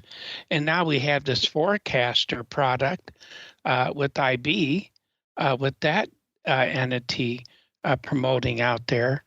Excuse me. So I don't think it's a bad thing, but I'm cautious of it in terms of what it really represents. It's one thing to say I vote for by my action in a market for so-and-so, but is that who I voted for, really? Do people trade their conviction? Yeah, that's kind of what I was getting at with that. I was like, do you feel, I mean, you've been watching these markets for a long time, especially on the futures side. Do you feel the whiff of skullduggery about these markets, sir, especially leading into a big event like this where billions of dollars, if you're going to spend $20 million buying ads on Facebook anyway, why not spend that much bidding up a binary, right? Especially if you think you're going to win anyway. Yeah, you know, Mark, it's a great point. I don't know. First, but I don't know how we would track that in terms of saying, look, this is really what's going on. And it may be clean. We don't know that either. But I guess I don't think it's a bad thing, but I'm cautious, I guess is the way I would think about it in terms of what it represents. Can we lean against it? You know what it reminds me of? You guys remember when we first started seeing size coming off the floor, and you could look at, I remember doing things at the SIBO off the floor, but helping a guy on the floor, looking at, hey, we got, X thousand bid at 20. Oh, okay, well, we can probably lean against that, plan on buying, 21s or whatever. But then we started, and at first that worked. But then we started seeing all of a sudden when it got near 20, that order's gone. It disappears, right? The smoke and mirrors of looking at order flow that we started to have to deal with. And it kind of makes me think about that with these things. Do we see smoke and mirrors in there to manipulate the market? Somebody who's good at doing that. Do they, show size at certain levels, but only to pull it to create a certain behavior in the market? That is the question right now, listeners. Let's check in on how these markets are pricing in. Let's look over at Forecast EX first. Harris kind of vacillating around Trump as well. Trump up to 71% right now on Forecast EX. So if you bought him back when he was down, I think the lowest he got was, high 40s, maybe mid 40s. Then you got a bit of a bargain, at least right now, because you can get out for 71 cents. Harris down to 36%. So if you think Harris is going to pull a rally out of this, then maybe you got a sweetheart deal out there. Kalshi keeps bouncing around. Looks like Trump 66%, actually just ticked up, 67% out there, 34% for Harris. Robinhood also getting in the game as well. I don't think on this computer I don't have a Robinhood account, so I can't access it live. Maybe Mr. Dr. Bix can. But I'm looking here as of yesterday. It looked like Trump was leading 55% to 46% for Harris. They also were bragging 100 million contracts had traded in less than a week on the Robinhood marketplace. So getting some action out there as well. Speaking of action, the action in our election night extravaganza continues, listeners, because if one Dan wasn't enough, we are also joined by a second Dan, the black-hatted one himself, Mr. Dan Passarelli from Market Taker Mentoring, what the cool kids call Mr. P, welcome to our election night spectacular, sir. Hey, gentlemen, how are you? How are you holding up tonight? Yeah, right. Hard to believe, already almost halfway through this thing. Unless Russell and I keep going till midnight, then who knows? Then we're just getting started. And Dan, brace yourself, because also joining us right now, your nemesis in life, the man who I believe owes you, I think it was $10 million from our last with election. Interest we're about there. From our producers are evil. They put you two on together because yes, it is Uncle Mike Tosaw from St. Charles Wealth Management. Uncle Mike, how welcome the hell to you are as well, you? sir. The Welcher is here. Doing well. Now, I want to say for the listening audience, I have requested information on where I can send the dollar numerous times. I'll do Venmo. I will do whatever, but send it to me, and I will be more than happy to pay my gambling debts from 4 years ago. Mm-hmm. All right, I'll believe that when I see it. Mike, he's been on me pretty much every week on our OBC. So where's my dollar from Tosaw? I was like, I don't know. I'm not Tosaw. Contact him. I've been forced as to be the intermediary here on this. I don't appreciate it. So the two of you settle your bets like men. All right, let's go around the horn. Let's start. Let's start the way we went. Let's go out in the order of the Welchie versus the Welcher. Let's go out to Dan. By the way, Dan, looks like you got some fans in our chat. They've been waiting. Like, where's Dan? And, hey, all right. I think your mom's in the chat, so she's like, "Where's my son? Where's my son, Dan?" But Mr. P, sir, obviously an interesting start to election night here today. A strong rally out there in the markets. What was catching your eye out there today, and indeed in the lead up to this big event, sir? Well, I mean, it's been interesting, and it's going to be even more interesting how this plays out. But, you know, my thing has been markets hate uncertainty. You got uncertainty. That's why we were down the last couple of days. And I don't know, there's a lot of psychology that goes into the markets. So I think that maybe today the market just saw, hey, look, here we are. We're at the end of this thing. Nothing that crazy happened. We should get an answer soon. And I think that's why we ended up rallying earlier. Maybe this rally here, I don't know. The research I've been doing shows that I don't think it matters which candidate wins. The market usually rallies within a week following an election. We got somebody chiming in our chat saying, "Yes, I am Dan's mom." So there you go. Your mom is literally in the chat. She's Dan. In the other room. Mom, see, you gotta say, "Mom, get off the computer." You're gumming up the works for everybody else. I love it. All right, Mr. Uncle Mike, same question for you. You're obviously feeling good today. It was an Uncle Mike type of day. What caught your eye in this, I guess, somewhat surprising rally, not just in the equities, but in a lot of commodities, precious metals, and crude rallying today as well? What's been catching your eye out there, sir? Well, no question. I mean, just watching the post-market action of DJT, I'm guessing that's already been talked about at some stage on this election special. Just seeing the rally, the fall, and the post-market, and going to be continuing to watch that one, regardless of who wins tonight, even if there's a winner tonight. I'm not going to wager that there's going to be a winner declared tonight. I learned my lesson on that one 4 years ago. Why? You got nothing to lose, man. I don't know. You want to go double or nothing on something, Passarelli? Ooh, I like it. Let's go. Let's turn up the heat. Double the stakes. We'll figure something out, maybe. We'll see. All right. But just what I'm watching on today is we definitely have a rally in the stocks. We've had futures are rallying aftermarket as well, and so people are happy at this point. Our markets are excited, and I think it's just excitement of just we're near the end. We don't have to hear about this crap anymore. That's going to be a nice thing.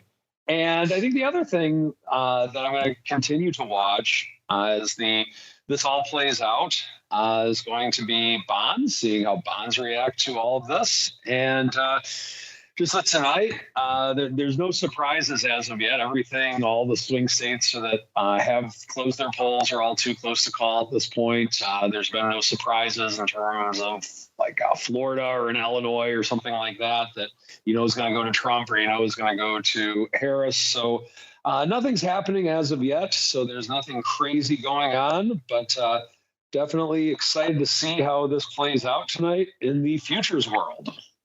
Speak for yourself. No surprises, sir. I, for one, am stunned that Arkansas just went for Trump. Stunned. I can't believe it. just color me shocked. Knock me over with the feather.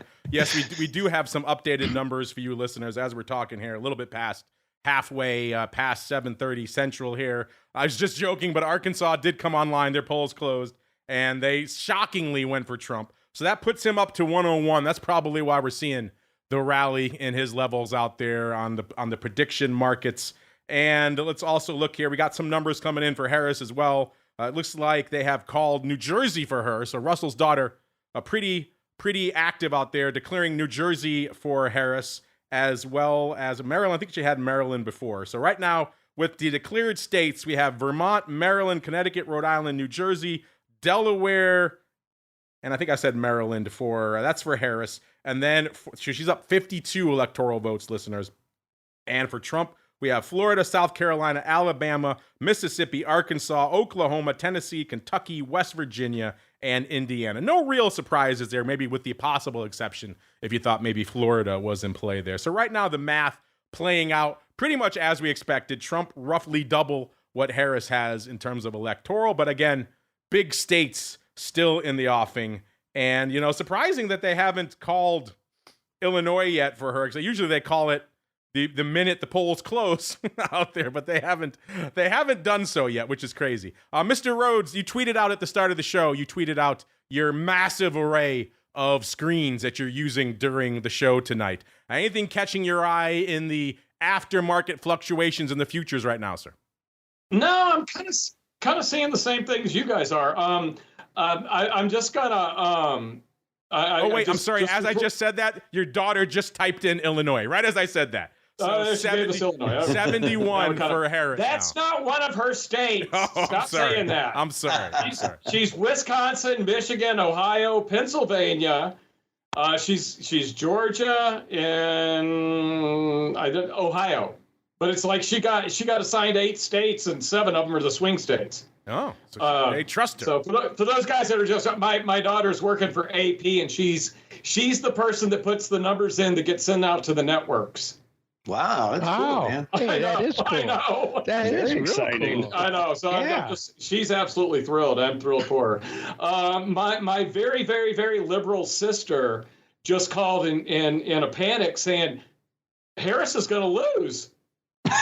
Oh, she watched. I had to get off the phone with her. Thank you for getting me off the phone with her, so I could talk to you guys. But she, that's we're talking about, just color. There's one of them right there. But is she watching the prediction markets, or is she just watching the electoral count? She's just watching. Trust me, my sister and I are very, very, very different people. She's a wonderful person who has worked her whole life in a bakery, baking bread at 4 a.m. That's what she does. We're very different people. So, she's most likely just watching the news, and is like, well, hold on a second. All the news that I watch, and I wonder if this is happening to some people, where it's all the news that I've been watching has told me that, that has led me to believe that, Kamala was going to win this thing. And it might be, this might be kind of a shock to some people that don't approach these things. I don't want to say neutral, but just unbiased. And I do want to loop around to the prediction market. My PhD is in behavioral finance, and you can't tell me that 66% Trump, 34% Harris doesn't have something to do with a little bit of behavioral, the kind of people that maybe are involved in Kalshi markets are more likely to vote Trump and be more excited about Trump winning than Harris winning. Are you saying it's just the number of the beast for Trump? Is that what you're saying? I don't think it's skullduggery like you say, like people are trying to do anything but I do think there's a behavioral aspect to it that is skewing the numbers. People have argued that Kalshi mostly overseas, mostly crypto head. Some folks call them crypto bros. I won't say that. We have a lot of crypto listeners on the network, but they're saying it mostly skews young, Caucasian and male for the most part. So they're saying it's a skewed demographic. There could be some of that at play. There's probably a lot of things at play. I'm never one to not point out skullduggery when I sense it. And my spidey sense has been tingling about these markets for a while, especially as I mentioned earlier, that big divergence we started seeing on some of them like Kalshi and ForecastEX around October 10th, which really was apropos of nothing. There were no big developments in polling or anything else that would really lead to a massive surge for Trump and a massive downturn for Harris. That's exactly what we saw. Dan and Mike, I'm curious your thoughts on these predictive / binary type markets. They're all the rage right now. People are holding them up as good, if not better, than polls, what leads me to believe that maybe there's some skullduggery afoot, because if they're being broadcast and marketed as polls and trumpeted on the airwaves, it's a poll you can easily buy. So why wouldn't you? So I'm curious your guys' thoughts. Maybe we'll go to Uncle Mike first as the Welcher, sir. What are your thoughts on these prediction markets? And are they reliable? Are they maybe a little bit shady? Where do you fall, sir? Well, I think that, yes, they could be shady, because if you want to buy the poll like you described. There's no doubt that you can, but I have another theory towards it. I think you could be using those the betting as a hedge. If you're really wanting President Trump to win and you need him to win because of the policies that you need, the tax policies, and whatever the case may be, or the opposite way, if you want Harris to win, you may want to hedge yourself by betting on the other person to win. And so I could definitely see a lot of that happening. I haven't investigated them enough to say, okay, this is where money's coming from, this, that, or the other. But I guarantee you that if I had a business that was based upon who won the election and I needed to hedge myself, I for darn sure would be doing something along those lines. Yeah, they do offer that immediacy, which is kind of nice out there. Dan, I'm sure you've had a few students, probably more than a few, maybe even your mom, coming to you over there at MTM and asking you, what's up with these binary things? So where do you fall on these, sir? Well, before I get into that, I feel remiss for a second here. I almost forgot, and I feel like I was being insensitive. Mark, are you okay with this whole peanut thing? Is everything? Oh yes, I'm very sad for our beloved squirrel, but I think I'll survive, sir. Because that's what the story says, that Mark Longo was the owner of Peanut. One or two people have hit me up about that, so let's just put it that way. My feed has been filled with that for quite some time, so I'm more than happy to talk about something else. All right, so back to the polls. Yeah, it's pretty interesting. I guess, I don't know, I never really thought much about that behaviorally the polls could be skewed. It makes a whole bunch of sense now that I think about it. But yeah, I never really thought about it before. It's interesting. And Mike, I was wondering if you were talking about pure financial hedging or emotional hedging as well there. Well, I suppose it could be both, but if I'm being emotional, then I wouldn't necessarily put my money where my emotions are, so to speak. But I would think that with all the lobbyists, with all the things that are happening in our country, that I don't know if I would call it skullduggery, but I would definitely call it a hedge in some way, shape, or form. So I would definitely think that from a financial standpoint, if your business is based on one candidate or the other one winning, I think it would be a great way to hedge. That's what we're all about as option traders. Why not do it on the presidential binaries? Mm-hmm. Yeah, it's interesting. It makes sense. Our listeners are giving us updates here on the Robinhood. They're saying 66 Trump, 37 Harris on Robinhood. That was as of 13 minutes ago. Another one chiming in, Trump 105, Harris 30. I think he's talking about, he's talking about electoral numbers. I'm not seeing that. I'm seeing obviously Trump 101, Harris now 71 with the addition of Illinois. We'll obviously know more in a little bit, in about 15 minutes, when the next slate of names goes up. You know what? I've been so into this. We're having so much fun here on the show here, listeners. Here we are already an hour and a half in, having a ball. But I neglected what I said I was going to do, have a little bit of fun. We're trying to inject some levity tonight. We know some of you, maybe like Russell's sister, maybe you're upset that your candidate of choice is winning and or losing right now. So we'll talk you off the ledge. We're going to have a little bit of fun here. Let's go out. Let's do a little bit of presidential/election trivia. How about that, listeners? Just to keep things smooth and nice. Russell, you are AKA Joan Rivers, which, by the way, you like that image they put out of you and I as Johnny Carson and Joan Rivers? Looks pretty good. I look better in a little black dress. You do. You're quite good in the little black dress. And I'm sad though you didn't bring alcohol and cigarettes for all of us here on the show, sir. That would be the true Joan Rivers way to be. You are banned from playing, Mr. Rhoads, because you have access to the answers. But we will go around the whole. Let's do a couple here. Let's do some fun ones. Here's an easy one. Maybe not easy, maybe hard. We'll put it out to everyone. Who was the first president to actually live in the White House? I need my music. Hold on. I'll buzz. There we go. All right, go for it, Uncle Mike. I'll say Jefferson. That's a good guess. Pretty close to that time guess. frame, I will say. I will say close to that time frame, but no cigar. Dan, any of the Dans want to steal it? Oh, geez, man. I don't know. Yeah. I'll throw out Jackson. That's a little bit later. Dan, I gave you a hint. It's around that same time frame as Jefferson. They were locked in heated battle for a while. Would it be Adams? Yes, John Adams, the first one to actually live in the White House. Here's a fun one, which is obvious when you think of it, but then you have to think about it for a little bit sometimes. Who was the only president to win the election unanimously? Only one. Washington. Yes, there we go. Yeah. That's an obvious one, but also a fun one. I said Joan Rivers, you're not allowed, but okay, you can play. Oh, sorry.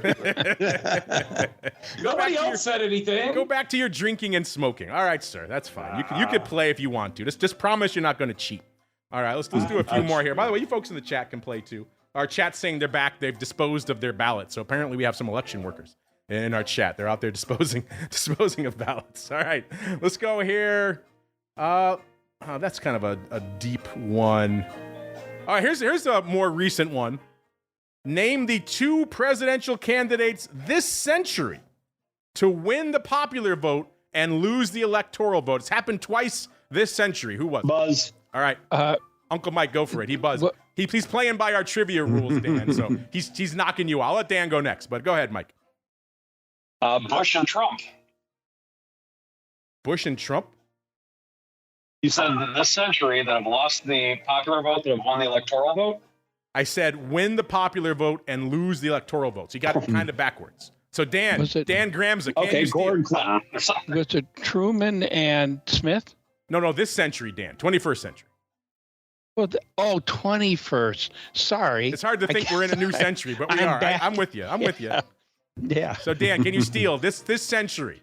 This century. Lost the electoral vote, won the popular vote, sir.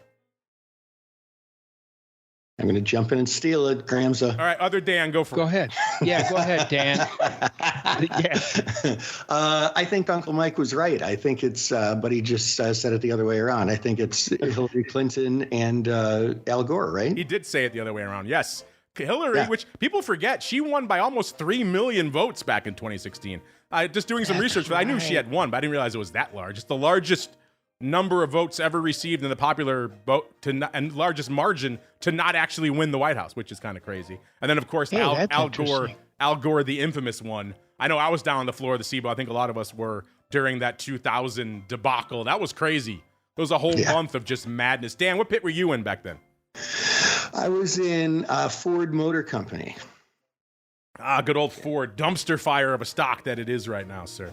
But I was out in Intel at that time, and you're right. It was just every day based on a dimpled Chad or a hanging Chad. S&P's up 50, it's down 100. It was all over the place. Yeah, that was crazy. It was a wild time out there. So there we go. We'll do a couple more, then we'll get to some more, of course, got some more data points out here. I'm just having fun with this little bit of levity, a little bit of trivia here, listeners. Here's just one. This is not really a trivia question. This is just, if you think it's so bad right now, everyone's, oh my God, things are so awful. We're so polarized and everything else. I mentioned Jefferson and Adams before. They were 2 friends. They were very good friends. And when you see some of the things they got up to when they ran against each other in, I believe it was 1796 and 1800, it makes what we do today, it just pales by comparison. Jefferson liked Adams, and yet he was repeatedly calling him a hermaphrodite, which was a huge slander back then. In 1796, that was huge. That's unbelievable. That's about as to the gut as you could get back then. And then Adams supporters accused Jefferson of maintaining a harem at Monticello, which I think back then that probably was a badge of honor. Oh, he's got a harem. Yeah. But yeah, that really surprised me. They were going at each other. No punches pulled. Wait, which one was the accused of being a hermaphrodite? That would be Adams. Adams, okay. You think we're all about gender issues now. Apparently 1796. That was all the rage out there, listeners. So if Adams was born 200 years later, he could have been an influencer. Yeah, he would have been. There you go. He would have been huge out there. I have some other questions. I love the Jeopardy stuff. I have some other questions for you guys too, though, which is kind of interesting. Another one that we've been kind of mulling around for a while, and Joan Rivers, you're free to chime in on these as well. This is our first presidential election with two major, and maybe major is a strong word, because one of them's the binaries. I don't know if they're major yet. But the other one, which truly is major, is, of course, zero DTE. So we're seeing a lot of different impacts of this now, a lot of them on the volume front, because if you wanted to hedge this event, you could have just waited till today. You didn't have to do it last week or last month, which is a huge change out there. This didn't exist even 4 years ago, listeners. So a very recent development. Where do you guys fall on the impact of these products on this election and on the vol as we're seeing it right now? Maybe, or let's go with the original Dan Gramza. We'll start with you, sir. Where do you fall on this, sir? Well, impact on the, you said impact on the election? Impact on vol and the markets heading into the election, sir. So usually we would see a spike in volume, a spike in vol. Yeah, exactly. But we're not really seeing that. I mean, it's interesting. What you're saying is very logical, and it would be an expectation, but I don't think it's coming to fruition in terms of that kind of action. And you think it would, but I'm neutral on that one. I don't think it's come up to the expectation that people were looking for in terms of the impact of those options. All right, let's go with the other Dan now, sir. Dan P, the black-hatted one himself. Where do you fall on the impact of these? You think they're maybe muting volume and maybe muting volatility? Or what do you think we're seeing as a result of this addition of this pretty large and substantial new product category this year? Oh, man. I don't know. I mean, for that, I look forward to hearing everybody's answers on this, and maybe among the five of us, we'll get something smart out of it. But for me, maybe I'm naive, but I feel like, especially the zero DTE options, as far as integrating with election news and expectations, I'm thinking had little impact on volatility in the market. And I don't know, I could be naive on that. I would definitely welcome somebody to counter that. As far as the binaries like Kalshi and Predicted and all that,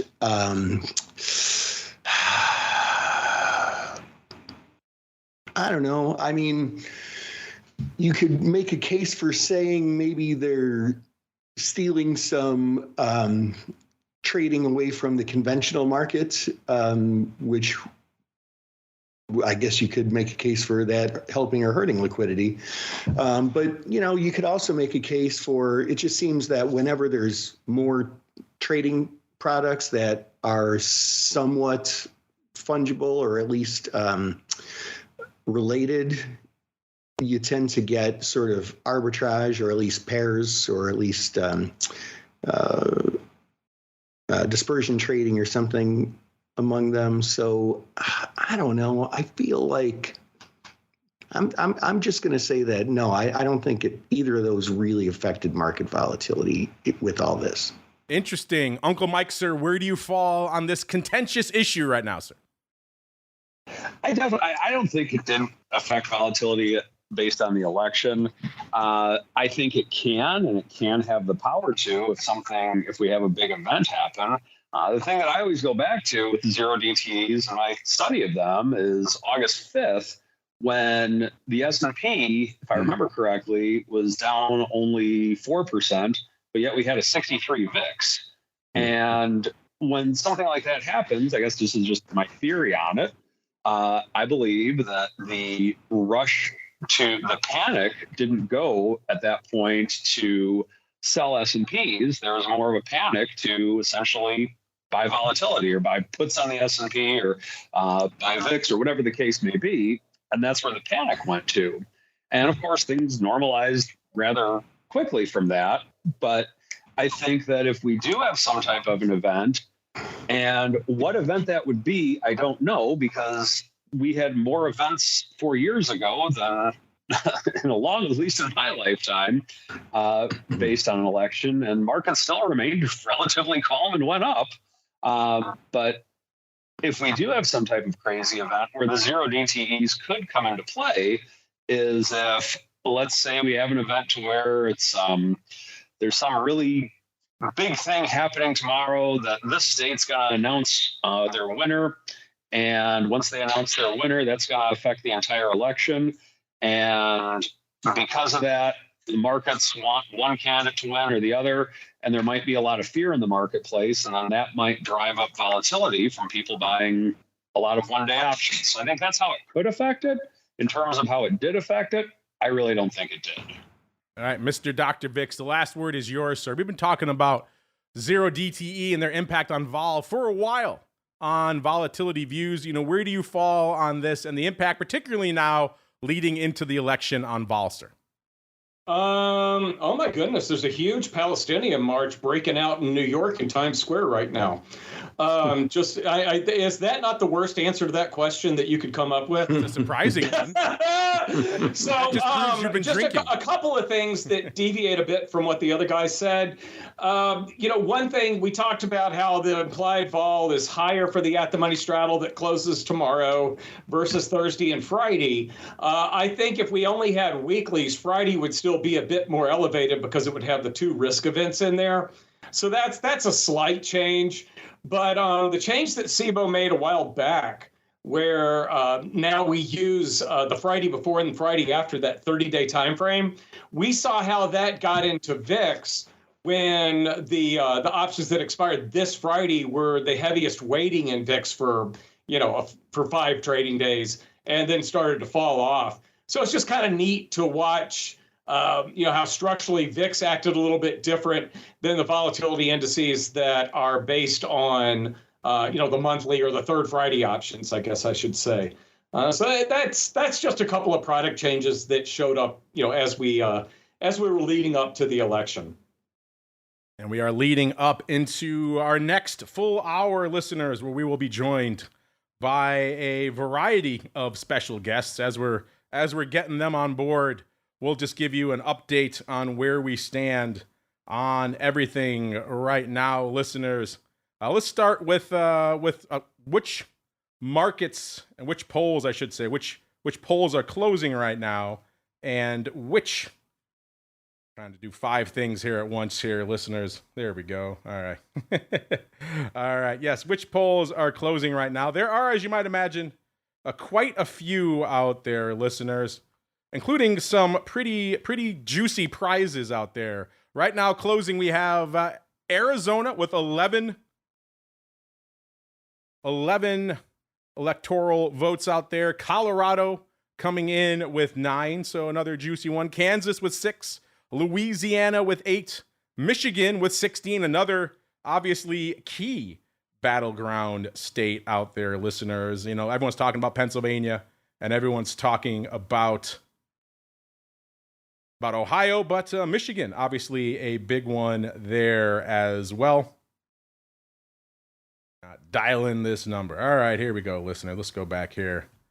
All sorts of fun here as we're playing along here. And then we've got Minnesota 10, Nebraska 5, New Mexico 5, New York, obviously a big one, 29, probably no mystery which way that one's going. And then North Dakota, we've got 3, South Dakota also 3, Texas, a whopping 38 listeners, Wisconsin 10, and Wyoming 3. That brings us up to 432 cumulative electoral votes on the docket, on the board right now. As we're looking, Nebraska declared for Trump. New York, surprise, surprise, declared for Harris. North Dakota and South Dakota all going for Trump. That brings Harris up to 99 and Trump up to 120. So the gap is closing. Maybe your sister, Russell, will breathe a sigh of relief now. As we are joined here in the 8 o'clock hour, 9 o'clock Eastern, by our good pal, the Auto Father, the Oracle of New Hampshire himself, Mr. Matt Amberson from ORAS. Mr. Matt, welcome to our election night spectacular, sir. How's it been going? This is exciting.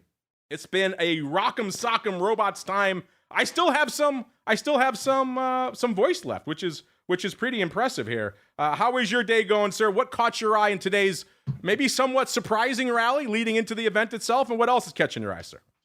Well, the betting markets are solidly Trump. I'm just compiling my the moves that are expected in the market So I was talking to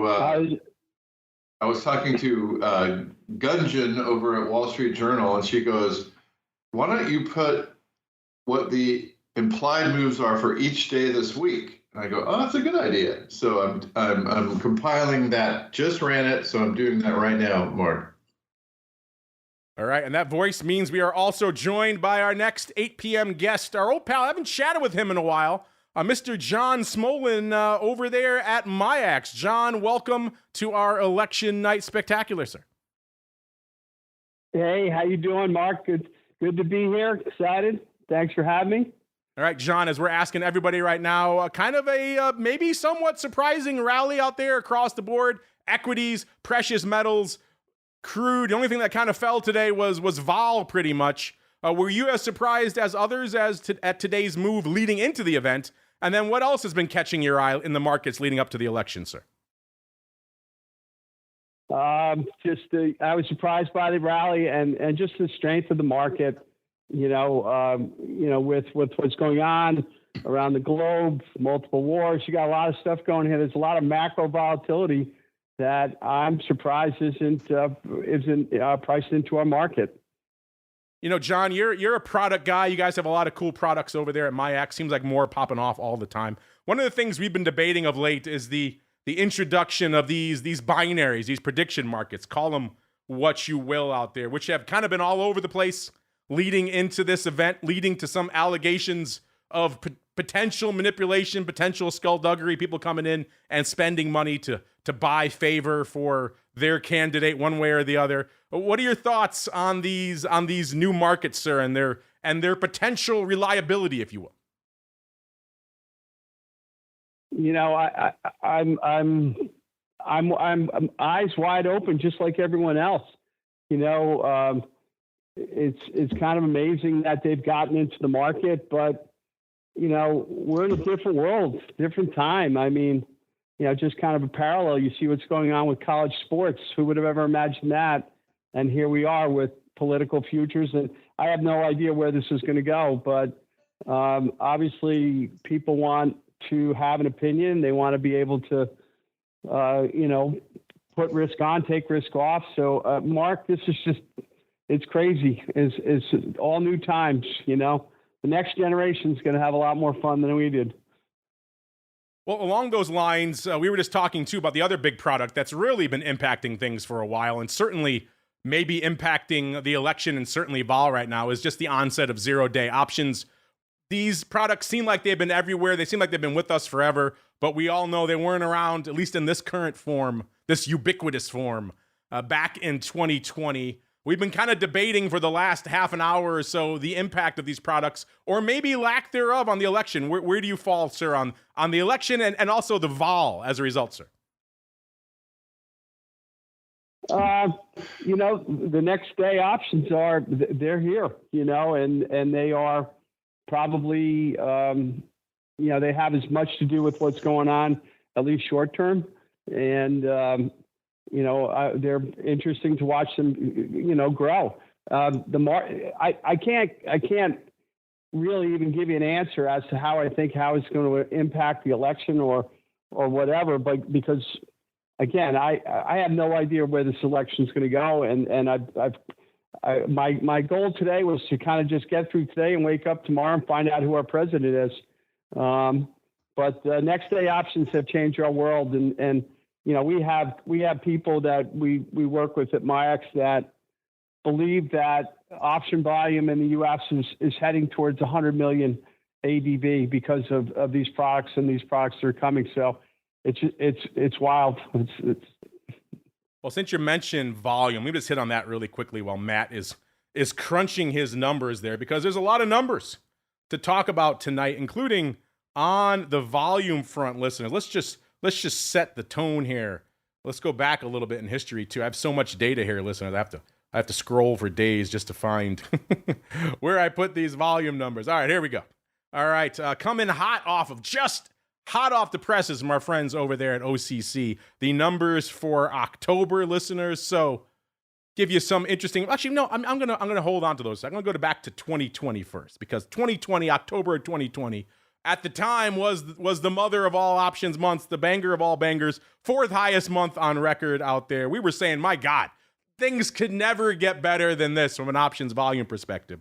And the ADV was up total volume was up 41.1% from the year before, again, showing the impact of the pandemic, and everyone was stuck at home. October of 2020, leading into the election, the fourth highest month on record. That's probably number 30 now or something like that. We've obviously blown through that. Year-to-date ADV, 28.8 million contracts. That was up 46.3% from the year before. So everyone who thinks we're really getting overexcited about these volume numbers, if you've been around the option space for a little while, not even that long, since pre-2020, 2019, these numbers we're talking about now, just kind of off the charts by anything. Let's look at the numbers hot off the presses for this October from our friends over there at OCC, listeners.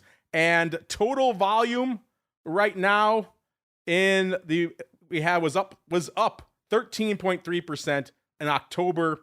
1.1 billion with a B contracts, listeners. Year-to-date ADV, if you just take equity options, they're about what we were just talking about. 25 million contracts a day in equity options. If you add everything together, the ADV right now, year-to-date in the options market, 47.5 billion. That's a billion. That'd be nice. 47.5 million contracts. So nearly double what we were talking about just a few years ago in 2020. So that shows you how hot things are right now, even compared to when they were seemingly exploding back in 2020. By the way, equity options up 39.7% from a year ago. So banger month for equity options. ETF options surprisingly down 6.3%. Index options also taking a break this past month, down 7.9%. So I think some of that can be attributed to the 0 day. People are just not hedging in the broad indexes the way they used to, because guess what? They don't have to. They could have bought it this morning if they wanted instead. So I think that's been impacting that. Futures down 33%. That's mostly VIX futures, obviously, listeners. So the lone bright spot really was equity options. That was enough to lift the overall volume numbers to up 13.3% on the month. All right, I bought you some time, Mr. Matt. Is your number crunching complete, sir? What you got for us? It is. Thanks, Mark. It's been interesting to watch since we've been tracking it since July. What is the implied move on earnings day? Like, is it going to move 1%, 2%? And it was like 3% almost in July and even into August. And it has just been coming down, down, down. And even since yesterday, it's down. So except for interesting in the TLT. TLT is up a little bit. So that's bucking the trend, which is, there's probably something there. But what's way down is the Qs. That move is down. So from 2.3% on Thursday's been the biggest day. It's been really interesting. You'd think, the election day is 11/6. The next day after is going to be, no, it's the Thursday, not the Wednesday. So that's the first thing that's been interesting. The second thing is how far down it's come. Now it's a 2% move in the Qs, 1.8% in the SPYs. The one that has bucked the trend, like I said, the TLT. So the interest rates, they still expect those to be pretty busy, and especially tomorrow, they expect those to fly 2.5%, which is a huge move for the TLT. So those are the interesting moves, Mark, that we're seeing in the implied moves in the markets coming up.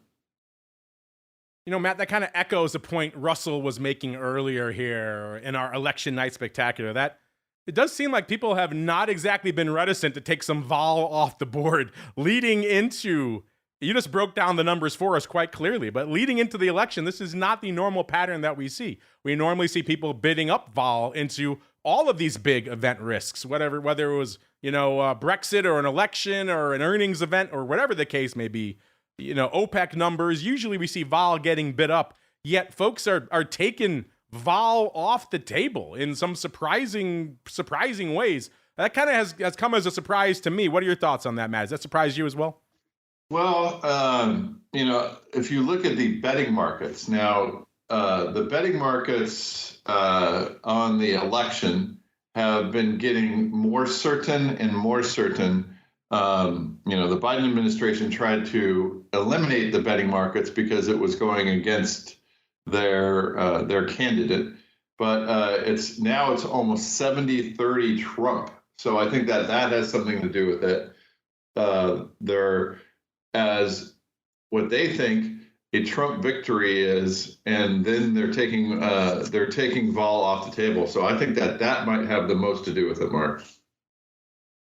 Yeah, it certainly has been a fascinating and some might say a surprising development out there. All right, let's keep rolling out here. You know, John, the question everyone has right now as we're talking, coming hot off the prediction markets. By the way, let's do another check-in on all things binary right now. Harris hanging out even lower. She was 37%, I think, on our last check-in.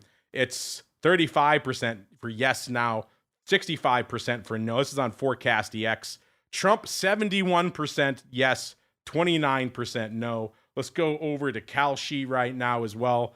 Trump hanging out 60. It just keeps ticking. With 68 now, 67% for yes, and Harris 33%. So if you want Trump, if you want to bid on Trump, he's getting bid up. If you think Harris is going to pull it out, then maybe you got a deal. We have pointed it out though. Don't expect to be paid tomorrow on any of these. They are going to settle. I know the Forecast EX ones settle on January 7th. These Kalshi ones, I believe, settled. I think they settled actually at the inauguration. We established that earlier. So they're even later than the Forecast EX. Now, that said, if someone is declared a winner, they're going to be bid 99 coming out. So you could sell them. So that won't be that big of an issue. But just don't expect the contract to settle by tomorrow, listeners. It's going to take a little bit longer. So I guess the question we all have, John, is when is MIAX launching their binary market, sir? You guys love a hot new product. When are you getting into this game, sir? We have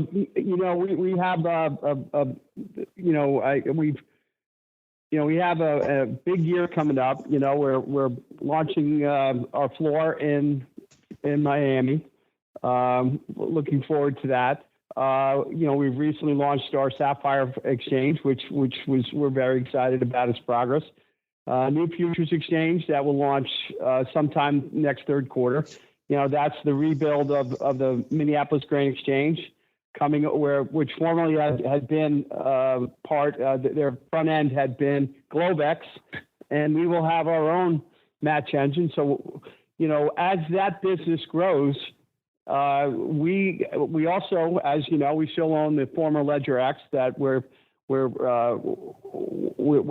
to be, we plan on using at some point in a variety of ways, but we have a great demand for products like this in different, whether it's in financial products or event products or, just straight, commodity products. So, as our development queue begins to unwind and we get more bandwidth, I could see us getting it. We're definitely kicking the tires. I can't say for sure what the date is or what the products are, but it's on our radar and it's got our attention for sure.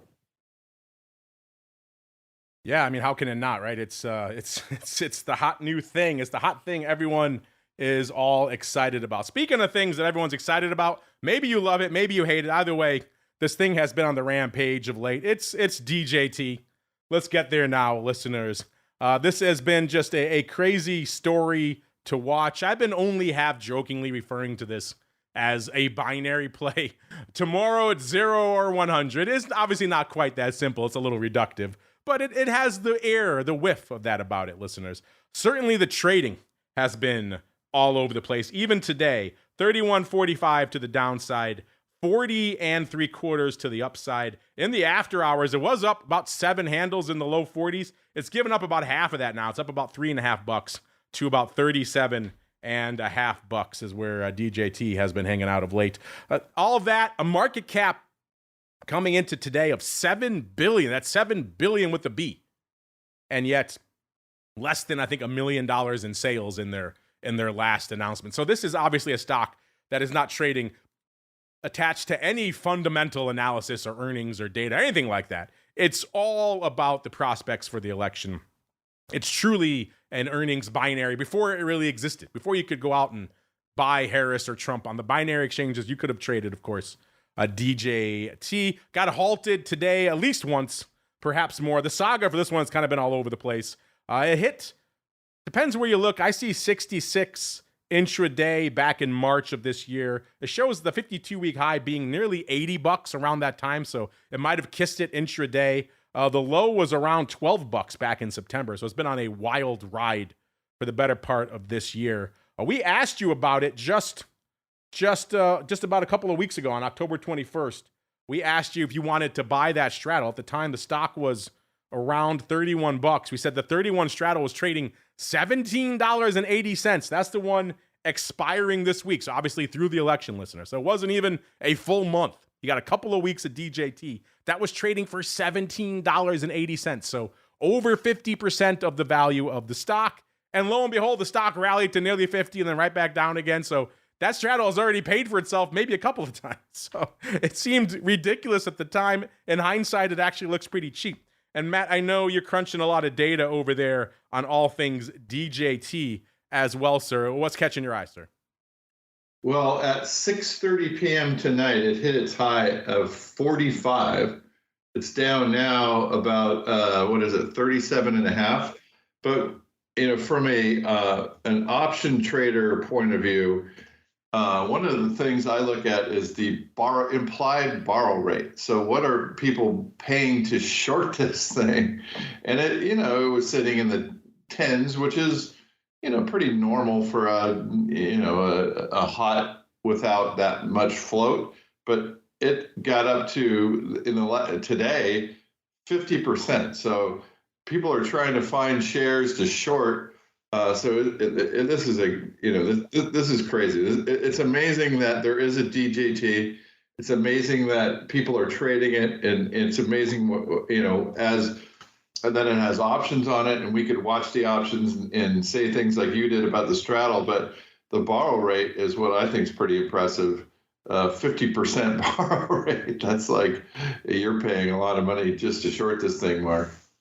Yeah, imagine the old market maker days. Imagine being a market maker out there in DJT options right now. That would certainly be a wild couple of weeks out there. Our chat talking about it's up $6 on the 24-hour Robinhood market right now, and also talking about the spews. Easy for me to say. Talking for a couple hours here, listeners.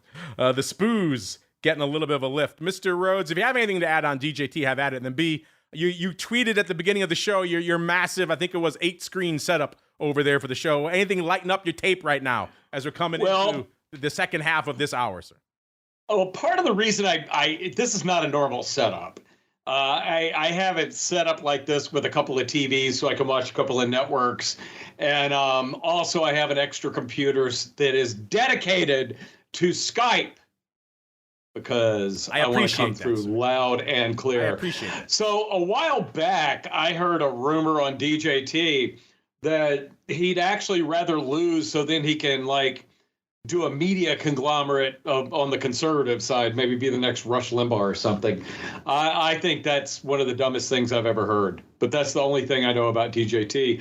But it is kind of funny.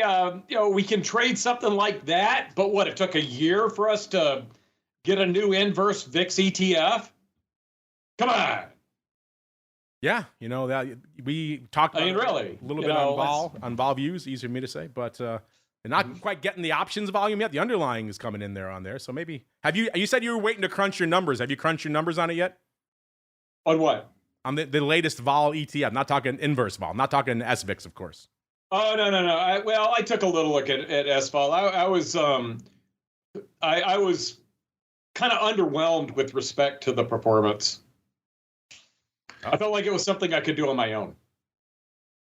If they're not probably not the right thing to say, but if they're not whelming the Dr. VIX, then who are they whelming, sir? My goodness, wow. I know. You're the target market for these things. Ooh, that's not a good sign, listeners. That is damning with faint praise indeed out there. Interesting stuff.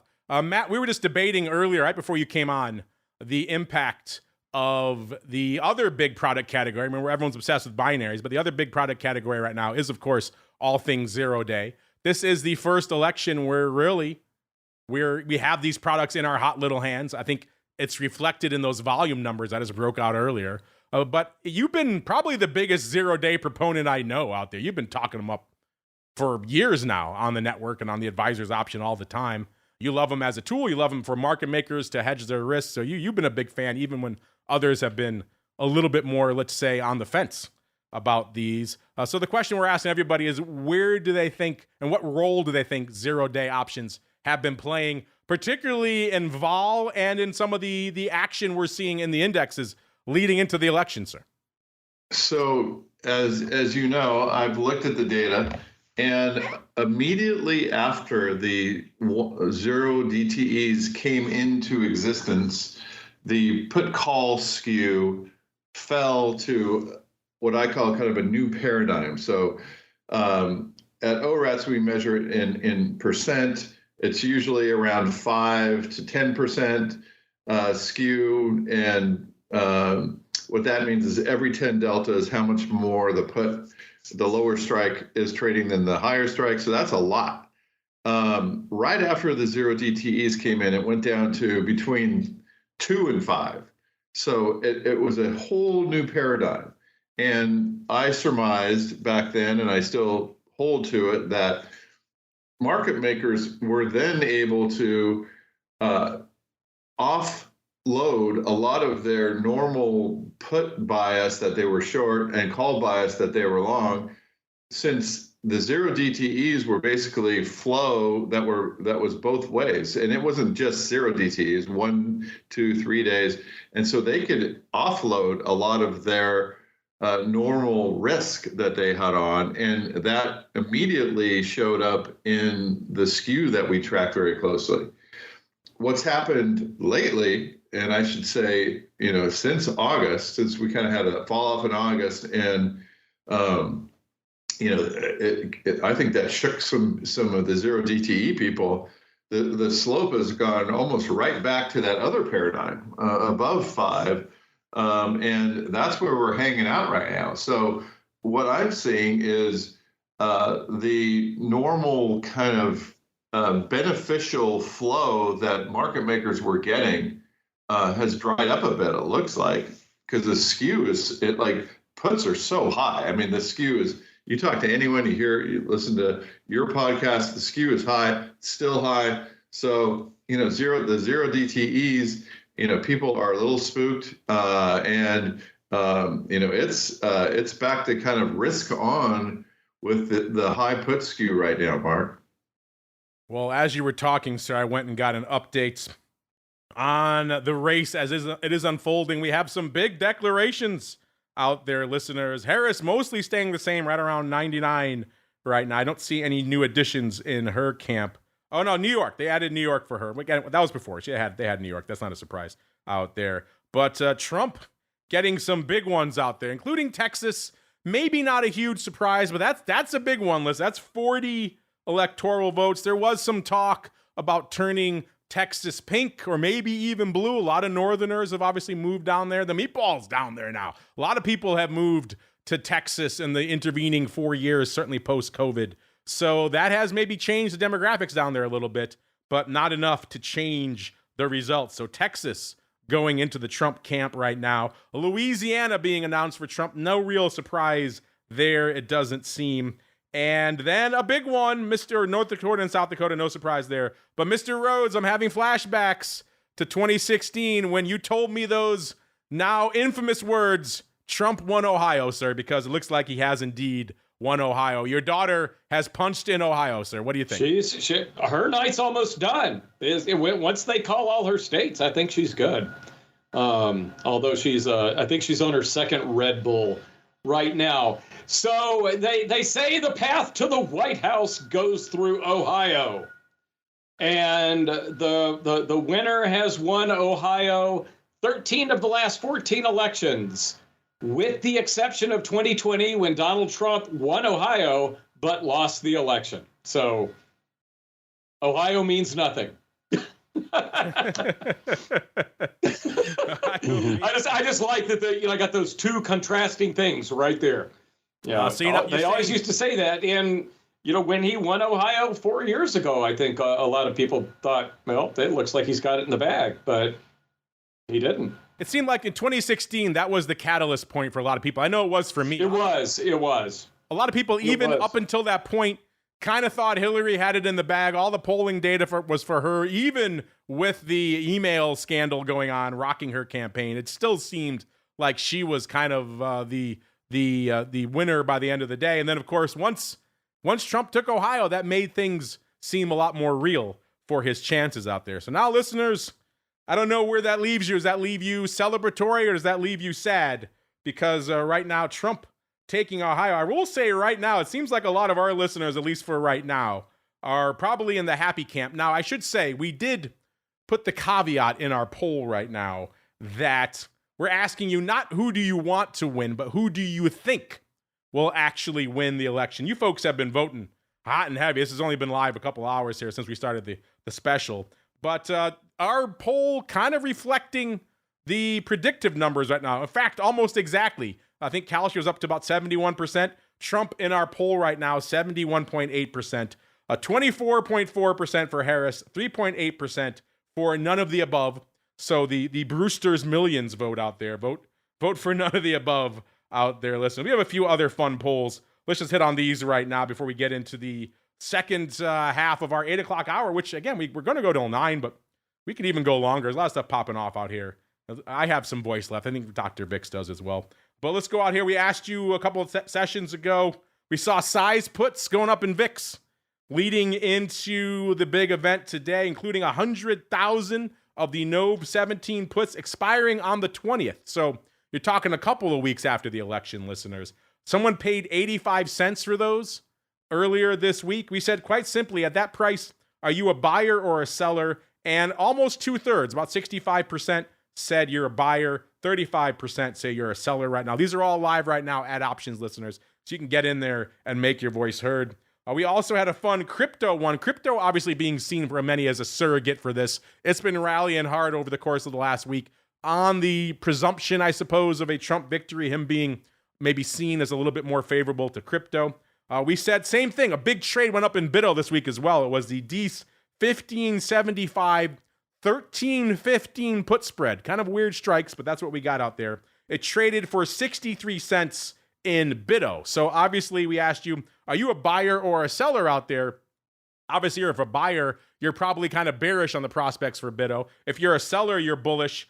Or we said, just, hey, wake me when all this madness is over. And right now, 45.5% of you say, hey, just wake me up when all this is done. 32%, though, say you're looking to buy that spread. So you're bearish on all things Bitcoin, and 22.7% say you want to sell that, which means you are bullish on all things Bitcoin, listeners. So intriguing stuff out there as we are coming up into the next half of our hour. So we will be joined by some new people here, listeners, on the old show. You know, the producing, the producing and the hosting out here, listeners. Always fun duty up here as I get our next dynamic duo to join us here on the program. All right, here we go. All right, listeners. By the way, as we're waiting for our new friends to join us here, we'll give you an update on what is popping off, what states are closing, what is available as of 8:30 right now in the markets here, listeners. And really nothing closing at 8:30. Sometimes we have some half-hour ones. We're really waiting until 9 p.m. for the hot names, listeners, of Iowa, Montana, Nevada, and Utah. So in the next 9 p.m. hour, we have a whopping 21 electoral votes popping off out there as we are joined right now. First up at the 8:30 p.m. hour by our good pal, Mr. Scott Bauer from Prosper Trading Academy. Scott, welcome to our election night spectacular, sir. Hey, Mark, how you doing? How are you doing out there, sir? Thank you for having me. How are you holding up on this election night, sir? I'm just getting into another beverage and, settling in. How about yourself? I wish. I've been having energy drinks because I've been talking for the last 3 hours here, so kind of hard to do. Yeah, I'm beyond that. Well, sir, let's start. Beyond that. Let's start while we wrangle some of our other guests here let's start. Obviously, some interesting, some might say surprising price action in the markets out here today. Usually they wait for the event itself to happen. Not so much today. We saw what could be termed as a relief rally out here. And then also, hold on, let's get back here. Listeners, we got people. There we go. Got people chiming in. All right, there we go, listeners. Could be termed a relief rally, as well as, big moves in not just the equities, but also in gold or precious metals, also in crude, and downside in VIX. What caught your eye out there, Scott? Well, I don't know about if the price action during the day was so much a relief rally, but the price action of what's going on right now, to me, is a bit surprising. There is, though, this stat.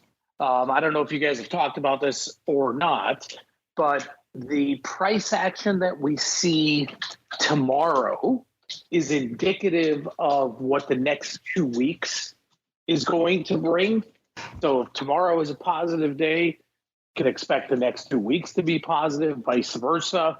But we're seeing, futures up another 50 points, S&P right now. Dow futures are up 400 plus. So, I think whoever winds up winning here, I don't think it really matters to the overall markets.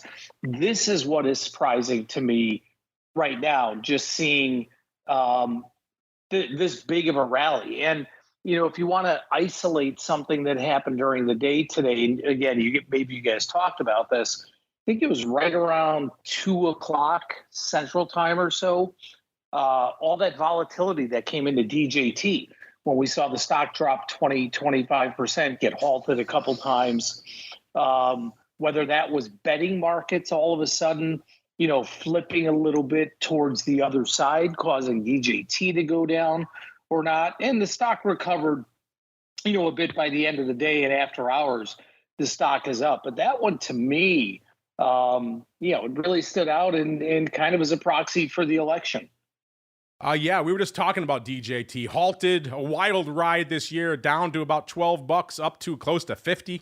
I think actually got higher than that, got up to nearly, 80, that we said earlier this year, back in March. Wild intraday swings today out there. Any of your, I'm assuming for your clients and your mentees, you're just counseling, stay the hell away, or are you trying to do some risk mitigated premium harvesting, sir? Yeah, so you know what? I got to be honest with you. We talked about this when you and I talked about it last week. We are actually short some premium, not short units, but short some premium, which I didn't think this would be determined tomorrow, and maybe the election is not going to be determined tomorrow. But I certainly thought by the end of the week, we'd have some sort of answer. And, this is a pretty big binary move in this stock, though I do think the upside is more limited than what the downside is, because at the end of the day, fundamentally, company still has no revenue, still doesn't make any money. But we definitely harvested some premium, and we'll see where it goes from here. We have a really wide range. The market was pricing in about a 50% move in the stock, just for this week based on the election. And our premium levels are pretty much out to that on either end. And, we'll see what happens. All right. We are also joined here at the 8:30 hour by our old pal, Mr. Bill Uliveri from Senecal Capital Management. Mr. Bill, welcome to our election night spectacular, sir. Thank you so much for the invitation, Mark. I'm honored to be amongst all these amazing options experts.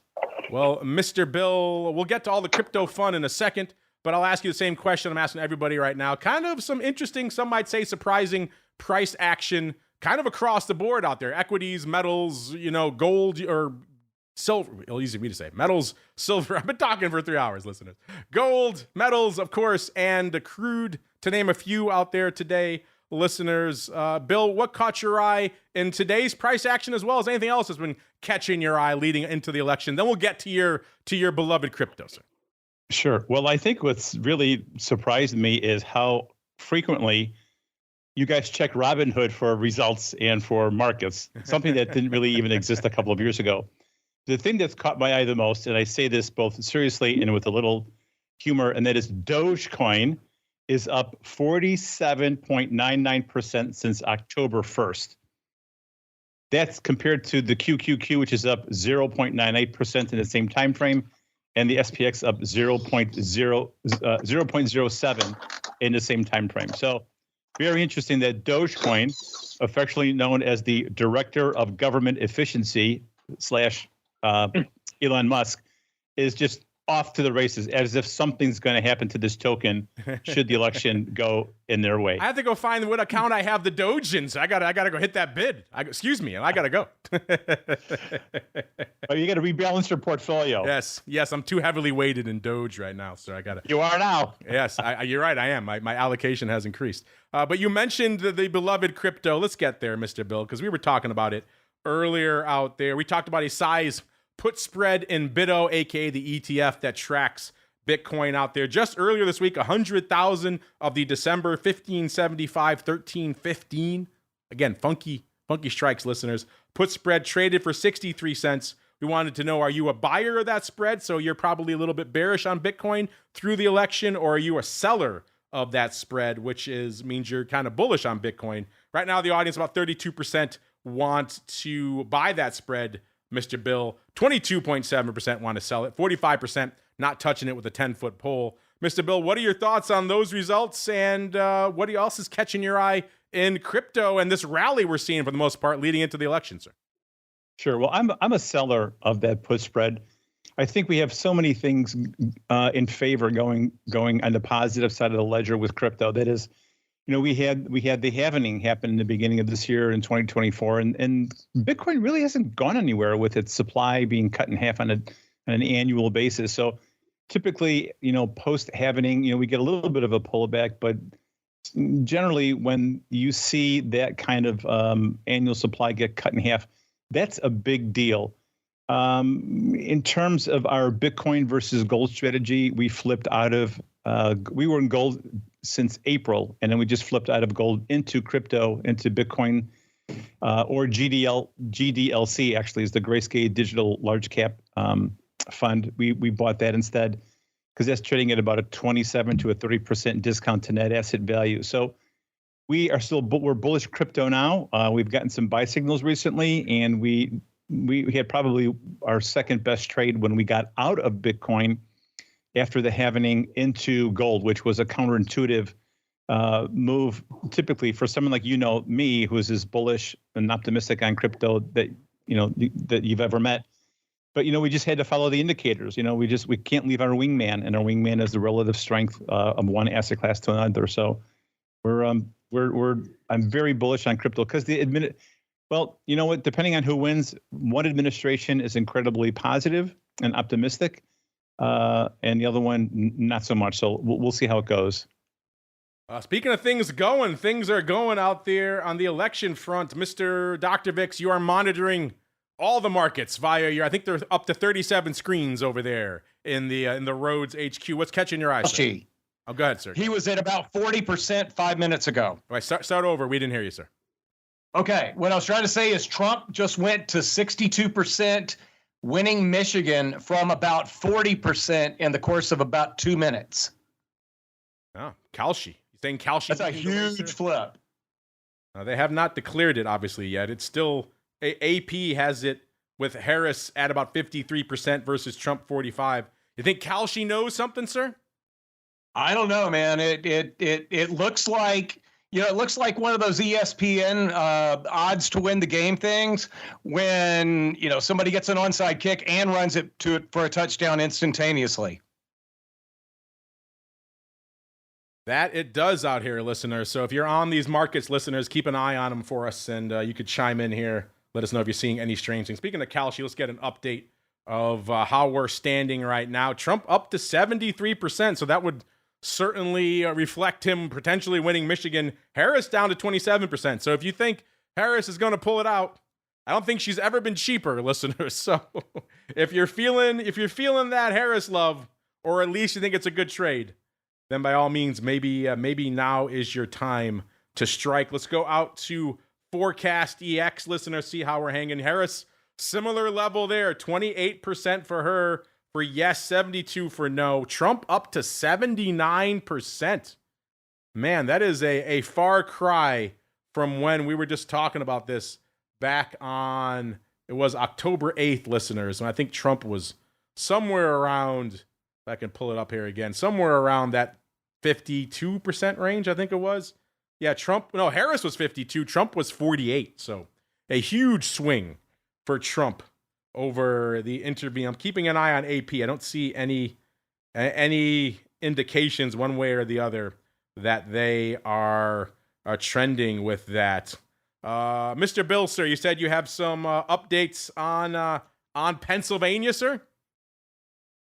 Well, it's just rumor. I had a really interesting. I don't know if I'm allowed to say this, but I had a business meeting with a doctor who is. Her family was originally from Michigan, which has a very, very large Muslim community. And for her, she believed that the word was out in the underground telegram that they were absolutely loving Trump, that they all put out the word to the family and friends. For them, it's the border issue, and they feel that the current administration dropped the ball there. So for whatever it's worth, it's complete rumor, but the word went out on the street in the professional, not necessarily professional, but in the Muslim community that Trump is who you vote for, which kind of is interesting because Kamala spent a lot of time in Pennsylvania, maybe because she knew that she lost Michigan. I don't know. It's just one person's opinion. I just find it interesting. What else is interesting is, of course, vol and other products like the rates. You can measure that, of course, with an index we've talked about once or twice here. We don't give it a lot of love because it's not really tradable. It's kind of esoteric. It's the MOVE index, listeners. We got some listeners listening and chiming in about the MOVE, saying MOVE index will be in the stratosphere north of 140, the 10-year approaching 4.4%, and chiming in to say very different situation with rates tonight versus 2020. Yeah, when even 2016, when Trump won Ohio, when you said those words to me back in 2016, Russell, that's when we saw the beginning of just the massive sell-off in the S&P, somewhere around 6% overnight. Vol pop, and then, of course, everything normalized the next day. But, Mr. Rhoads, we don't get a chance to talk about the MOVE that often for, I think, obvious reasons. It doesn't really trade. So for a lot of our listeners, it's not really that viable. Are you down with what he's putting down here, that the MOVE north of 140 as the 10-year approaching 4.4%, and a very different situation now than it was back in 2020, sir?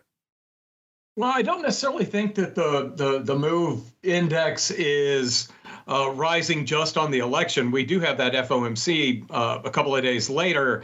It probably doesn't help that fiscally we may question what Donald Trump's intent is as far as the economy, and especially how we're going to treat some of our trading partners going forward.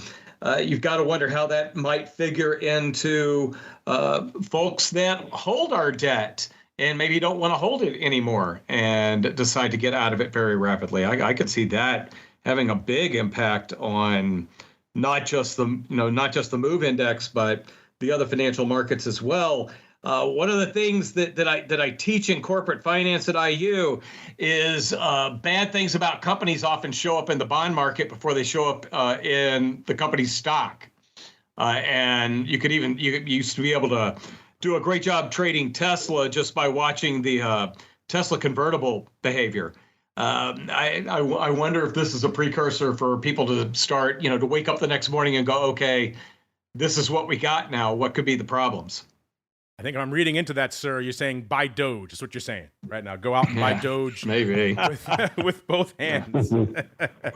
Let's go around the horn to some of our newer additions here. Bill and Scott, I didn't get a chance to get your thoughts on the other kind of hot product category. As everyone's I was just talking about it right now, which is, of course, the prediction markets. Obviously, maybe leading what we're seeing out here. I haven't seen any switch yet. I keeping my eye on Michigan, listeners. See if Kalshi knows something. So far, doesn't appear to be the case. They're keeping Harris still at about close to 53%, Trump at about 45% in Michigan right now, according to the AP. But again, maybe Kalshi is in on something. But I'm curious for each of you, where do you stand on these call them what you will, these these binary markets, their efficacy, both as trading vehicles, as maybe predictive tools, or maybe their ability to be manipulated in light of events like this. Maybe Bill, we'll start with you. Where do you fall on these new binaries that everyone's all excited about, sir?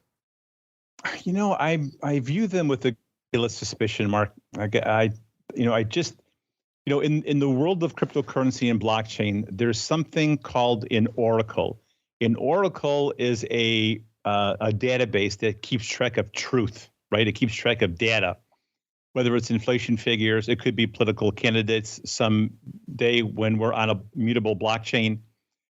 But it's just so easy to manipulate at this time. Like, what is truth?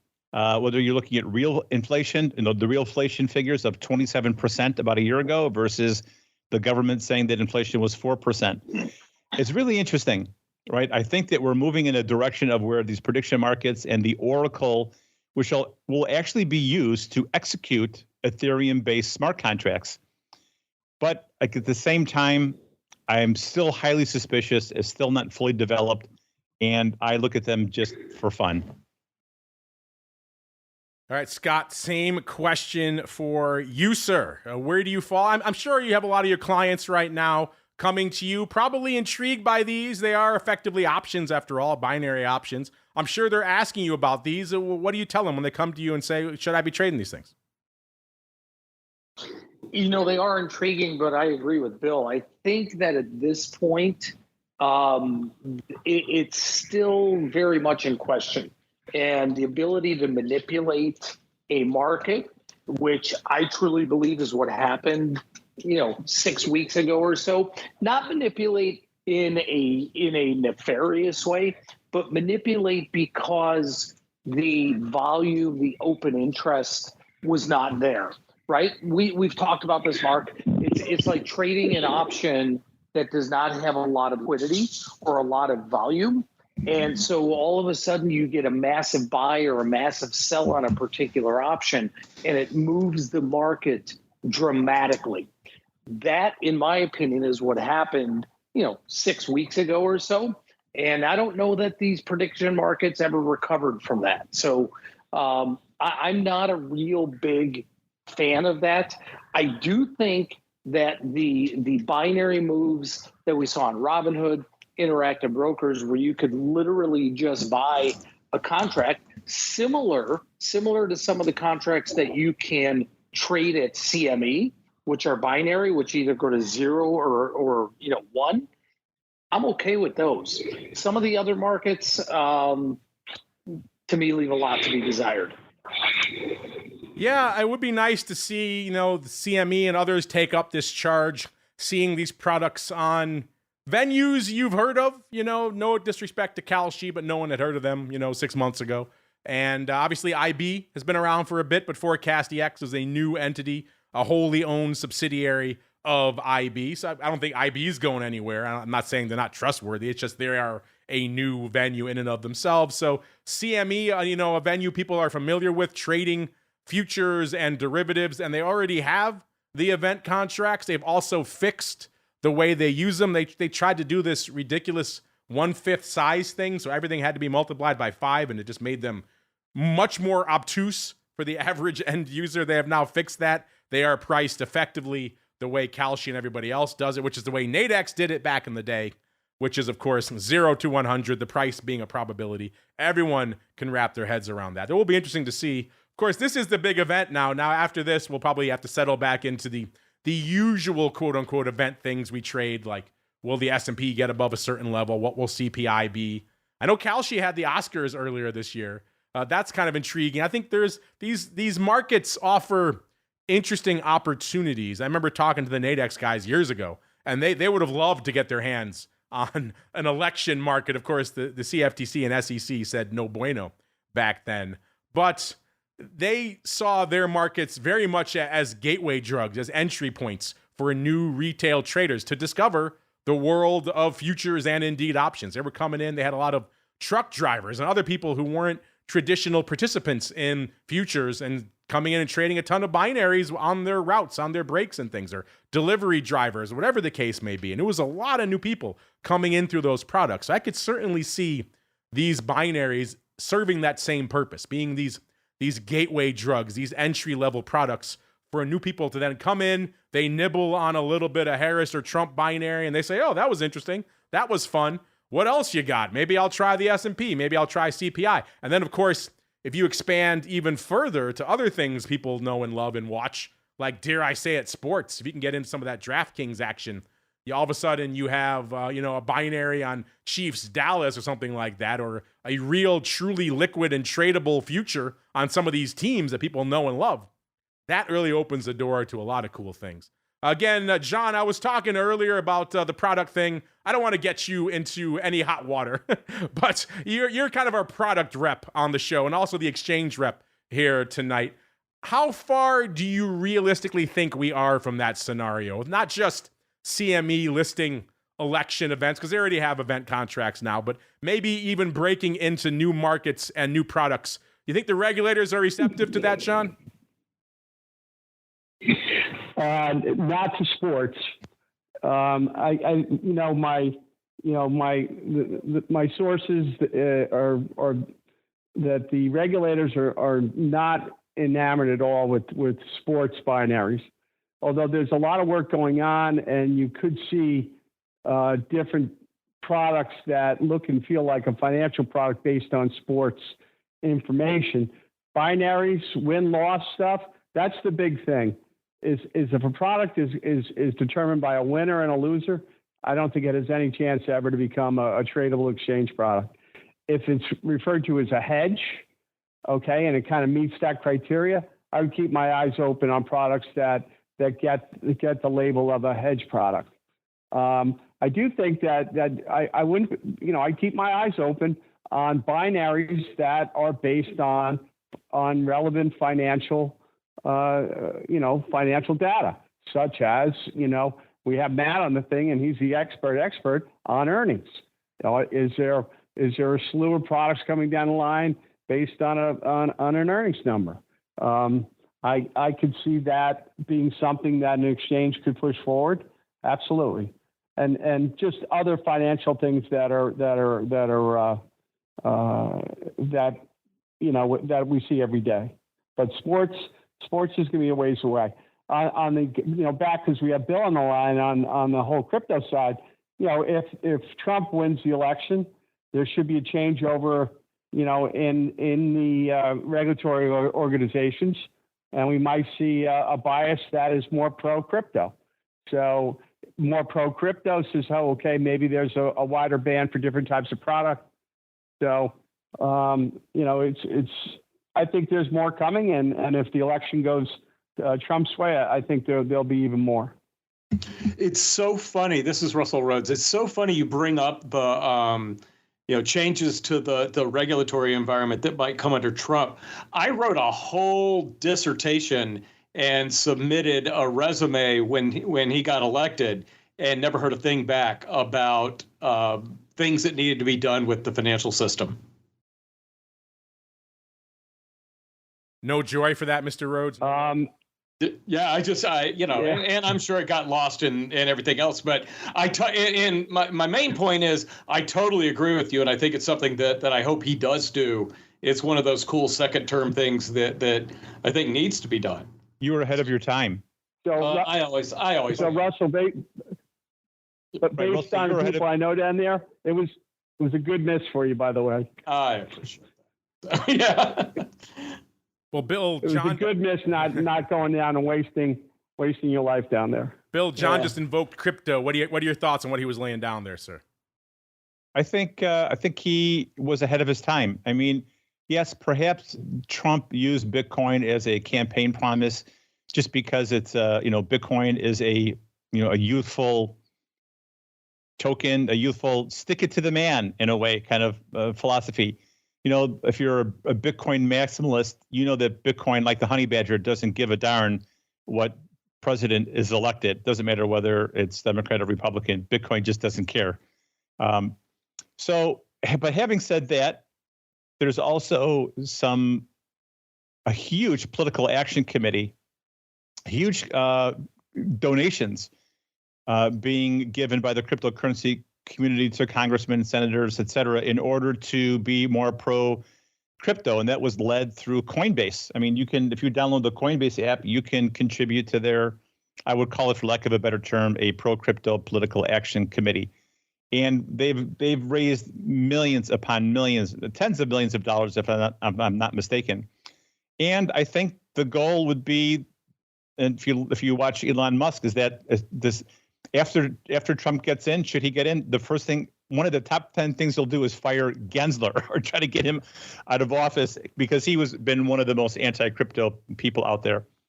Now, I'm not saying that it shouldn't be regulated. I'm not saying that we can't do some better things in the world of regulating, crypto. But the blockchain technology, I mean, it's going overseas. We're seeing it go overseas, and we need to keep that technology here, just like artificial intelligence and many other things. So. All right, we're coming up on the 9 o'clock Central Hour, which is when we initially said was going to be our end time, listeners. But there's still some stuff popping off, so I think I'm going to hang out a bit. I think Mr. Dr. Vix will hang with me. If anybody here needs to roll off, I understand. I want to keep it open for a little bit to see if we get some more developments out here. As we're talking, it looks like Trump is up to 188 electoral votes right now on the march to 270 here, courtesy of the AP. Harris hanging out at 99. I'm trying to see where these last few votes, I think it comes from. This is another good trivia question, listeners. There's only 2 states in the union that split their electoral votes via county, and that is Maine and Nebraska. So the 2 of them ending with E, M-E and N-E. And looks like that could be where Trump is pulling some of his votes from. He got 48% of the vote in Nebraska, and he surprisingly looks like he's winning Maine, 49.1%. Again, it's within the margin of error. It's 49.1%. Oh, it looks like that's not the whole state, that's just a county. So this is very granular data here, listeners. So if he pulls out Maine, that would certainly be interesting. New England's been kind of a stalwart blue bloc forever. Certainly when I was living there, it was. So intriguing stuff. Mr. Rhoads, as your daughter has her finger on the pulse here. Okay, well, before we wrap up, Scott, if you have any closing thoughts that you want to share with the folks out here about things to watch or maybe watch out for on this election night and in the coming days, have at it, sir. Yeah, check out the tenure. You know, you were talking just a few minutes ago, approaching 440. It's approaching 445 right now. And you guys were talking about the MOVE index and how volatile things are. You know, I actually wrote a piece earlier today for the CME, basically comparing the MOVE index and CVOL in the treasury market here.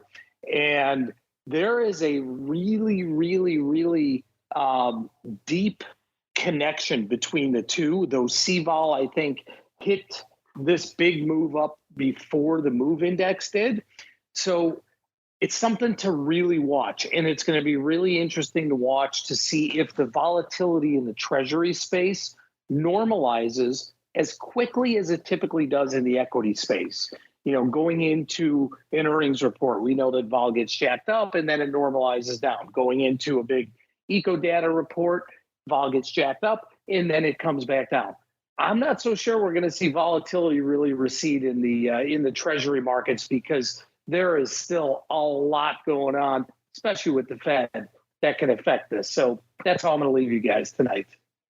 Chat is asking us to keep going, so we will keep going just for you folks, listeners. We know you need a kind of down the middle, talk you off the ledge outlet. If you turn on some of the cable news, forget about it. You'll want to eat a bullet. I don't care which side you're on. So hang with us. We'll hang with you. We'll do our service for you for a little bit longer. And right now, if you're in the Harris camp, looking a little bit worse right now. Trump continuing his march. We are right past the 9 p.m. Central Hour, listeners. I mentioned earlier, we have only a handful of states really up for grabs at 9 p.m. Central. We have Iowa with 6 electoral votes. We have Montana with 3, Nevada with 6, and Utah with 6.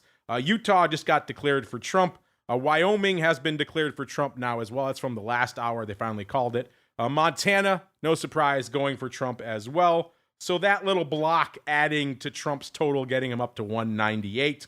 One of the interesting narratives people have been talking about of late is potentially swinging Iowa blue. Some of the latest polls coming out of Iowa, at least at the start of this week, as of yesterday, were showing Harris had a modest lead, which was surprising a lot of people because obviously that's been read in the past. They showed Harris up by 3% coming into election day today. Now, that was within the margin of error, plus or minus 3.5%. But looks like right now it is trending that way. It's pretty tight, though. 49.6 for Harris, 49.1% for Trump. So right now it's tilting, it's tinging, I would say, a light blue, but it hasn't been called yet out there. Before we get to Mr. Rhoads' thoughts, Mr. Bill, sir, are you keeping your eye on the 10-year? You got some thoughts there, sir? Right. I was just going to say that looking, I love point and figure charts. They're just really clean and they really work for me. But if you go back about 3 years, you'll see that the high level in the 10-year yield index, symbol TNX, was about 4.996. That was on October 19th, 2023. We made a high at 4.996 in the 10-year. Then we had a great sell-off in yield, a rally in bonds, then things turned around. Then we made another high in the yield index at 4.737. That was in April of 2024.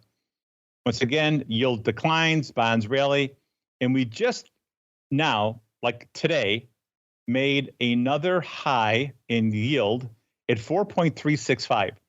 So if you're a technician, you draw lines from each of those highs, and the 10-year rallied right up to its downward bearish trend line. So I think Bowell's going to be pulling back in the 10-year. I think we're going to see a decline in the yield index or a rally in the 10-year bond. Lower 10-year rates. Just from a technical standpoint, I just find it really interesting. Again, going back, more than a year, we've just perfectly touched these bearish trend lines on the way down in yield. So let's see what happens. I know we have a couple of our clients that we do cash secured puts for. We're actually in the TLT, like we're selling TLT cash secured puts, just because we think yields have gotten a little bit ahead of themselves here in this decline in TLT. Mr. Rhoads, sir, obviously this map is evolving. Sounds like your daughter's night has been busy, sir. What's catching your eye on these evolving electoral results? And also, if you have any other thoughts on rates vol, have at it, sir. Well, not necessarily rates vol, but just kind of from the fundamental side to echo what Bill was just saying, what it's really going to take. We're all hung up in the election, but we're going to get back to the economy very quickly. In fact, we're going to get back to the economy by Thursday. And then we're going to start paying a bit more attention to economic numbers and a little bit less attention to the election. Hopefully. I actually am pretty confident we're going to find out who wins tonight. But with respect to the rates, it's going to take a change in the fundamentals, which what I mean by that is we're either going to need to see the economy slowing faster, or really what we're going to hopefully not see, but I'm afraid we may see, is an increase in inflationary pressures coming back around. And if we see that happen, I think that's when you see 4.5 plus on the 10-year. All right, let's look at the rest of this map, listeners. And again, if you're in the Harris camp, the way the AP is coloring some of these right now, not exactly trending in her favor. They are starting to pencil in Pennsylvania red, Mr. Rhoads, here on the AP map. I'm not sure if you noticed that, but that is interesting. That shows AP indicating he's leading. 49.9% for Trump right now in Pennsylvania, 49.2% for Harris. As many have said, whither goes Pennsylvania, so goes this election. They're also coloring Wisconsin. Again, these are not official. These are just light shadings. They could change. Wisconsin, 49.9% for Trump, 48.4%, just ticked 50.1% now for Trump, 48.4% for Harris. Minnesota, 57% for Trump, 41% for Harris. I'm not sure what they're waiting for here, unless they need more counties to come in. That's a strong one. Iowa, now, we just talked about it maybe going blue. Well, it just changed to the red column here, but not fully. They haven't called it yet, just leaning red. 50.4% now for Trump. So obviously these are still pretty fluid. Georgia, they're coloring slightly red, listeners. 52.2% for Trump versus 47.2% for Harris. North Carolina, also, they're leaning Trump 52% roughly versus 47% for Harris. Virginia, another big one Russell was concerned about earlier tonight, 49.8% right now for Trump, 48.6% for Harris. So if you just glance at this map, you would say it's looking pretty firmly in the red. New Mexico, maybe no surprise there, 52% for Trump, 46% for Harris. Arizona, same deal, 49%. Actually, this one's showing it as a dead heat, 49.6% each. That's kind of interesting. Maybe Arizona more in play than some thought initially. Then we've got, obviously, Oregon coming on early, too, saying 71% for Trump right now. But that is, again, very early going out here. So, yeah, they're saying 0%. So, obviously, that's about 1% of the votes have been counted. Right now, 34% counted in Arizona. We've got only 2% in Minnesota. So, yeah, ignore that number, listeners. Wisconsin closer, 40%. So that Trump lead might be more meaningful. Only 34% in Iowa. So that number could go anywhere. Georgia, they're up to, they say 81% of the votes. Now, Georgia was the one saying they're going to be the last to report their numbers, I thought, this week. Maybe not till Thursday or Friday. So if they have 81% of the vote counted, then maybe we will get a number out of Georgia sooner than we thought. North Carolina, 68% of the vote counted, now at 52% for Trump. And Virginia, 64% of the vote counted with 49.6%. I know, Russell, you were really keying in on Virginia before. Does that surprise you that they're coloring it light for Trump now? Not completely. And the reason that Virginia and North Carolina, which is also kind of leaning toward Trump, they both kind of share the same demographics when you get outside of the D.C. area.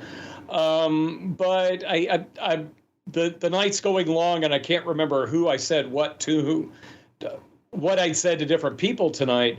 But I think I talked about how my daughter, she goes to George Washington in Washington, D.C., and she's in the political science department. She said about half the people she's friends with voted for Trump. I think there are a lot of people that you would never have expected to vote for Trump actually voted for Trump. And that would include a lot of moderate type people in the North Carolina, Virginia area. Yeah, clearly this map reflecting. Harris just got something. She's up to 109 now. She got Colorado, listeners. So 10 electoral votes in Colorado. AP calling it for Harris. Roughly 56% for Harris versus about 42 for Trump. So pretty sizable. That's only about half of the votes counted. So that's obviously going to change, but a pretty sizable, looks like, win there for Harris. Also, I'm not sure if they counted Maryland earlier, but Maryland now in the Harris camp as well with 10 electoral votes as well. So there we go. A couple, if you're feeling blue, quite literally, on the Harris side, there you go. There's a couple of data points to maybe make you feel a little bit better out there. Still looking at New Hampshire, which is kind of interesting. Usually they could count that one pretty firmly. Now exactly half of the votes counted. Hopefully Matt went out and voted. He was joining us earlier tonight, listeners, from the shores of New Hampshire. Man, what a representative special we've had on the show tonight. A lot of Northeasters, of course, Maine, New Hampshire. We had a lot of Chi-Town area, Germany, you name it. People beaming in from all over. People in the chat, obviously, from all over as well. So fun to see so many people are interested, paying attention to what's going on out there. It's good to be informed. Hopefully you did your civic duty as well out there and actually voted, listeners. It took me 3 times here in Chi-Town to actually cast my vote. I went twice, and both times the waits were about 3 hours. So I said, yeah, I just can't wait 3 hours. I have other things I have to do. Third time was the charm. I only waited a mere hour and a half to cast my vote here in Illinois. So things were obviously, people were motivated. People wanted to get rolling.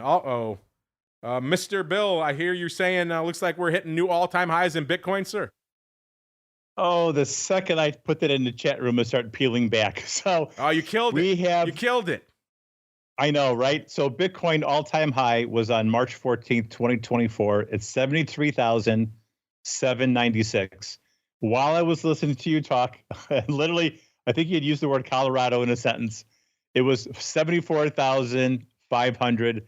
It's now peeled back to slightly below its March 14th, 2024 high of 73,670. So it's dropped about, $500 per token. But, the night is still young. I've got news-ish. You ready? You ready to hold on to your hat? Go for it. The odds of a Republican sweep just jumped from 45% to 80%. That would be a shock. So you're saying not just president, but House and Senate as well? House, Senate, president. Wow. Yeah. That seems to be the one thing no one wants. One party in control. Yeah, that's that's like if you're looking at the VIX futures on the on the session lows, which they're hovering around 17 or so, or low 17s. Maybe you see that if you think that number's right, you might want to scoop them. Yeah, speaking of scoops, some people in our chat saying maybe it's time for some YOLO trades on Harris. Well, if you wanted it, she's never been cheaper. Let's do another check-in here on the prediction market. She's down to 26% on Forecast EX right now, listeners. And on Kalshi, she's about that same level. So we're starting to see, oh no, I take it back. On Kalshi, she's getting killed. 13%. You're just 14. She just ticked down. So if you want Harris, listeners, on Kalshi, there is definitely a huge Republican wave on Kalshi right now. Right. Which is kind of interesting. Again, Kalshi is also the market where the whale, actually, look, that was on the other one, which is the name I'm blanking on right now. So it wasn't Kalshi. But I don't know. Russell, you work with the Kalshi folks. How much stock, pun intended, are you putting in these numbers? Well, I understand that it's not the most liquid market, et cetera, but to move that market, you have to spend money. And, what would the motivation be behind, bidding up Donald Trump to win president and paying up to 88 cents to get $1 back? So I always put a lot of credence. Everybody can have an opinion. That's great. But if you have an opinion and you start to put money behind it, you've got to really believe in that opinion. Yeah, well, you don't have to believe as much as you did. It's only 13 cents on Kalshi now, so you could take a flyer. It was at least half a buck not too long ago. So yeah, if you're down with what some of our folks are saying that maybe it's YOLO time, then Harris has literally never been cheaper that I've seen. At least on Kalshi. Forecast EX, not quite there yet. 26% out there. And again, I haven't. Our chat's been giving me Robinhood. I haven't had it. This machine does not have access to that right now. So, but this big spike, Kalshi, they're either ahead of the game, or they're feeling their oats on something that isn't really there, or maybe there's some skullduggery, or maybe it's all three. But yeah, Kalshi does seem like they're leading the curve on this, whatever that means. Are they trying to maybe a little bit of causality? They think if they bid this up, the other markets will follow suit and it'll be a bit of a fait accompli? Or is there something else? John, I hate to keep going to you as our product guy, but you are our product guy out there right now. What are your thoughts on these kind of dramatic moves we're seeing out here on platforms like Kalshi that so far, I mean, obviously the ARB is not really that set up yet, not that yet established across these different platforms, but still some huge outliers on these platforms. What are you thinking, sir? I don't know. This is the first time around for these guys. I don't know who their clients are. You just don't know. I mean, I don't know how their technology is. Are they? Yeah, I'm not saying that they're having any problems at all. I'm not suggesting that. It's just there's just so many things that the first time around in this that you kind of need to learn. I think that if you as they mature and go forward and they do more things, you'll have a better handle on it. But I just don't know who the users are, and I don't know if people are panicking or not panicking, or is there any electronic trading going on here? There's so many questions. I can't even give you a guess. It's just It's just too early to tell.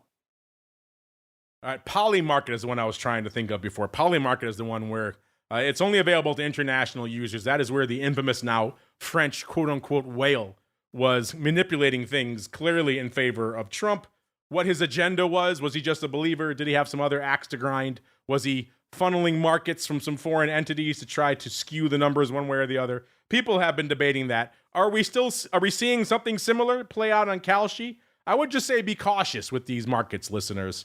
John's been around for a while. He's been through a few of these. He runs a lot of these things at an exchange now.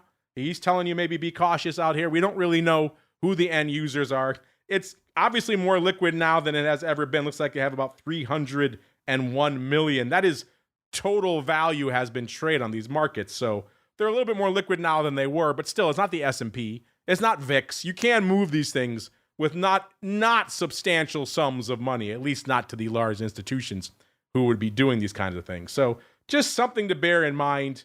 If you're angry at what you're seeing on one of these platforms for whatever reason, you don't think it's real, it could very well not be. So something interesting, like Kalshi turned on Michigan a while ago, and Michigan is still looking blue right now. Of course, only 20% of the votes counted here so far for Michigan listeners. So, this map kind of shaping up the way it has in years past. Obviously, Ohio's a big one. Florida's a big one. But we have traditionally seen this Republican spine up the center of the country. And a lot of the other areas, then you have the big populous states that the blues usually win. So you have your New York, your Illinois. Pennsylvania's a big one. If that goes to Trump, going to be kind of hard to dig out of that hole. Obviously, we're still waiting for California. Good to see they've taken Oregon off their map now. They had really no votes counted. I'm not sure why they were disseminating a red for Oregon. So obviously, Washington, Oregon, Nevada, Idaho, still waiting for data out there. Arizona and New Mexico. They're showing those as blue right now. So obviously, they have some more data still to come in on those, I think. So intriguing stuff all across the board out here. I'm just looking to see. We got people doing the YOLO trades out here. I know, Mr. Dr. Vix, have you been slinging any VIX or UVIX into the actual election night tonight, sir? Nah, I kind of sidelined around this thing. I really still don't know. If you tell me that it's over and either of them won right now, I really don't feel like I have a good handle on how the markets would react. And I worked at a hedge fund years and years and years ago, and the main guy, I was in charge of the research effort, and the main guy there loved to trade earnings. And there was a trader there that had probably a couple of decades on the main guy. And he said, instead of trying to guess earnings, why don't we try to trade the reactions? So that's kind of how I'm approaching what we're looking at right now. I've been short. I made no bones about that it has not gone particularly well. Thank God I mix it with some other things. But I've still got a little bit of a short position on it. That doesn't really have anything to do with the election. All this talk about vol, I haven't mentioned UVIX all night, Mr. Dr. Bay. Isn't that surprising? That's kind of surprising to me. Off about $0.50 today, trading 486 at the close out here. I thought for sure you'd have a little nibble on UVIX. You've been Mr. Secret Weekend UVIX. This is not quite a weekend, but it's a big event. Would you just too much of a roller coaster for you, sir? Too much of a roller coaster, and this would be considered for the overnight UVIX trade. This would be considered a binary event.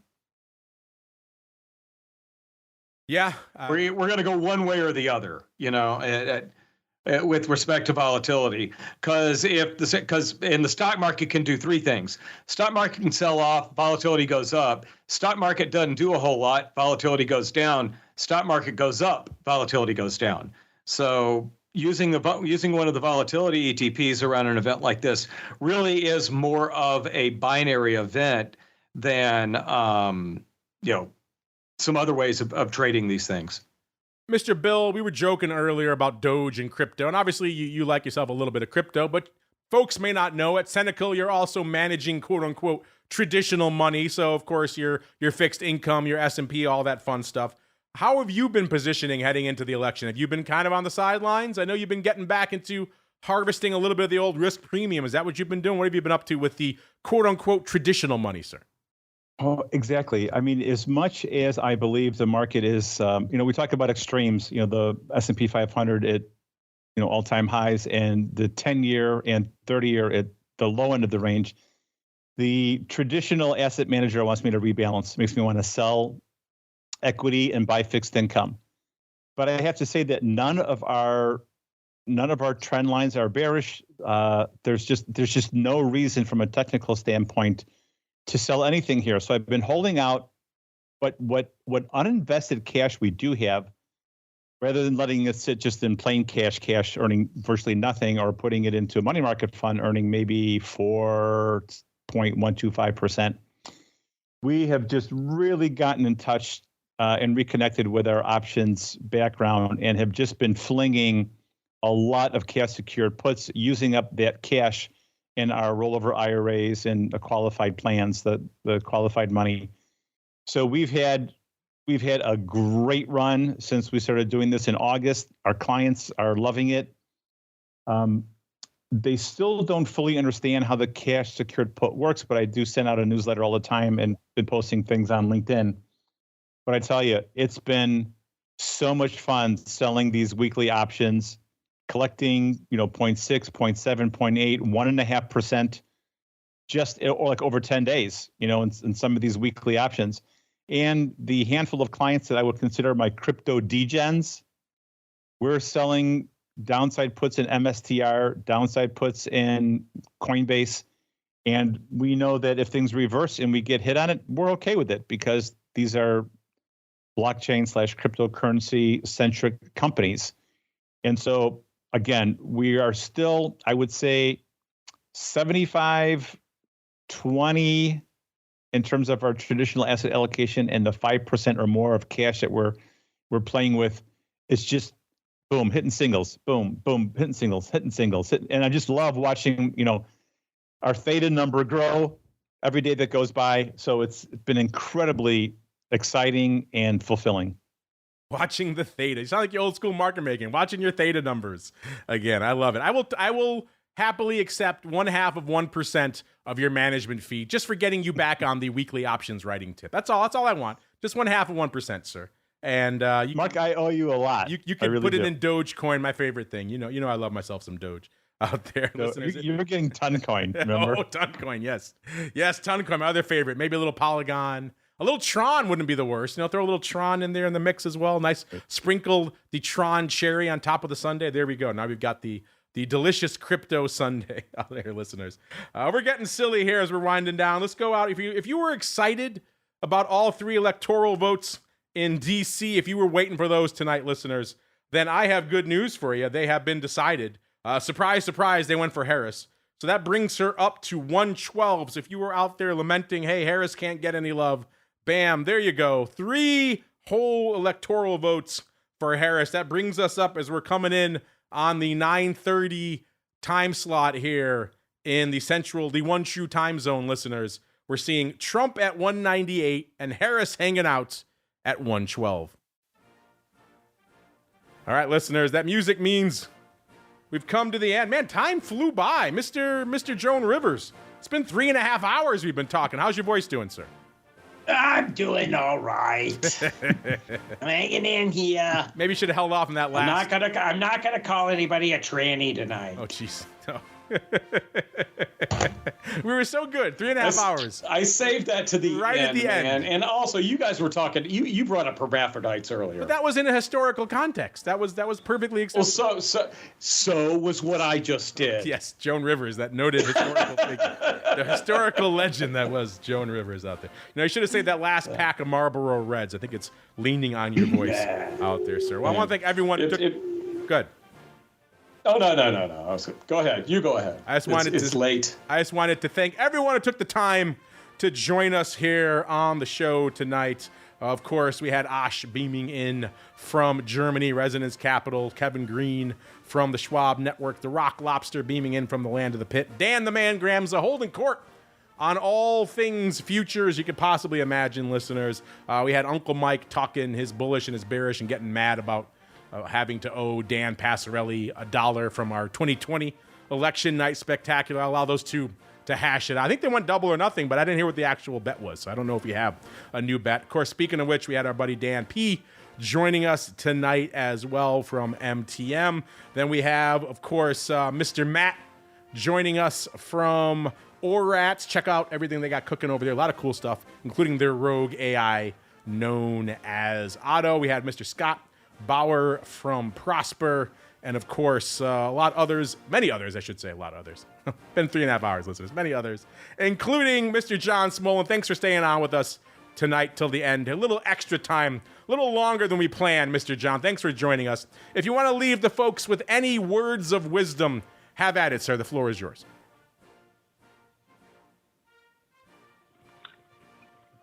Keep trading, enjoy the markets. I think the next year is going to be really an interesting market to trade, and enjoy. And good luck. Thank you.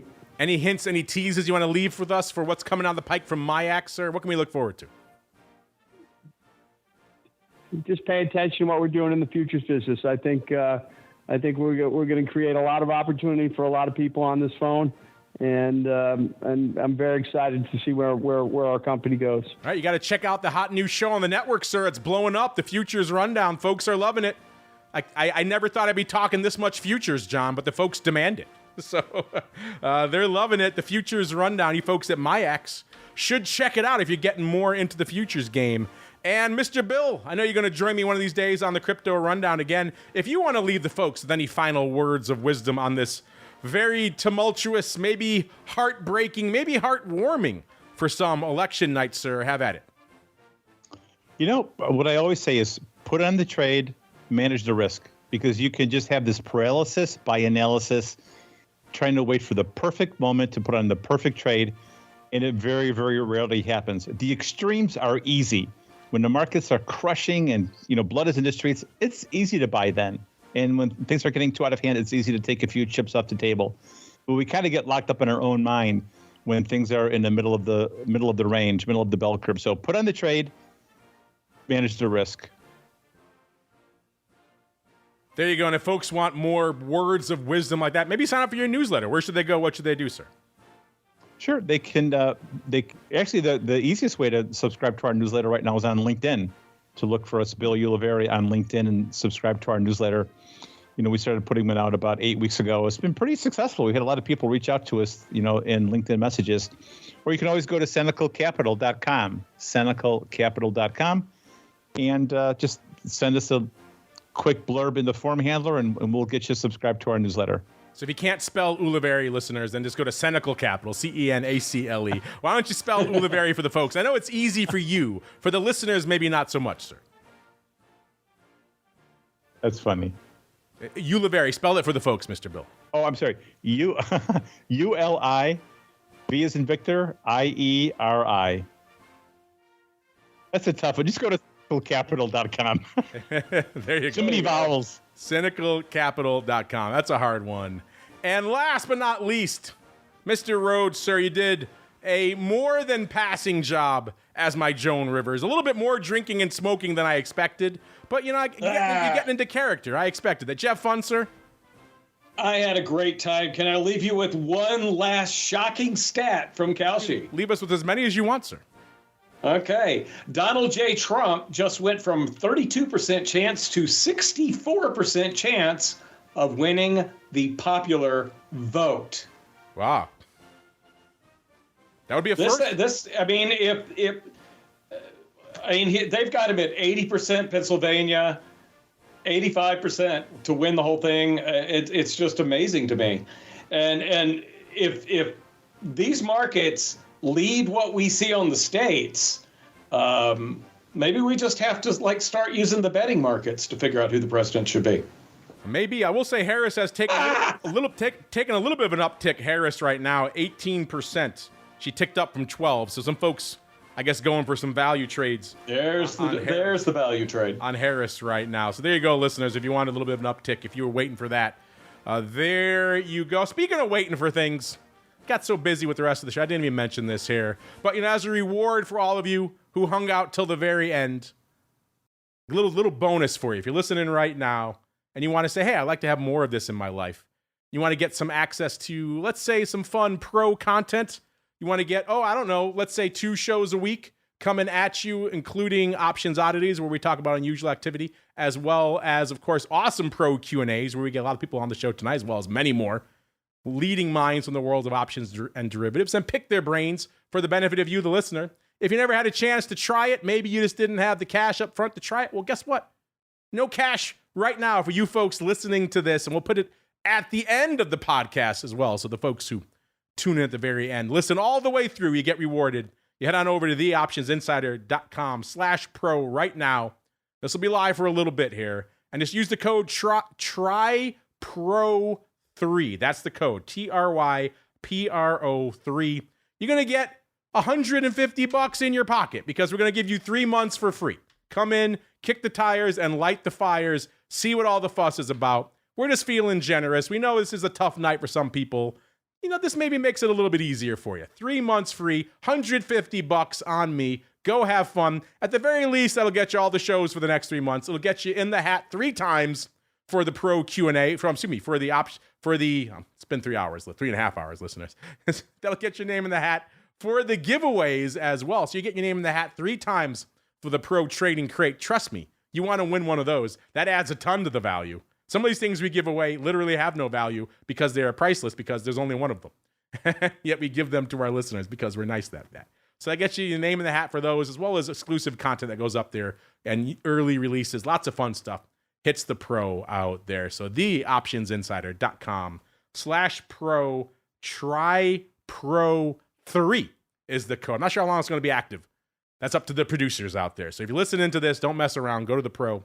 Get it, try it. You can also listen to everything we've done for the last 3.5, 4 years on there as well. Gives you access to all the archives, the exclusive pro podcast feed.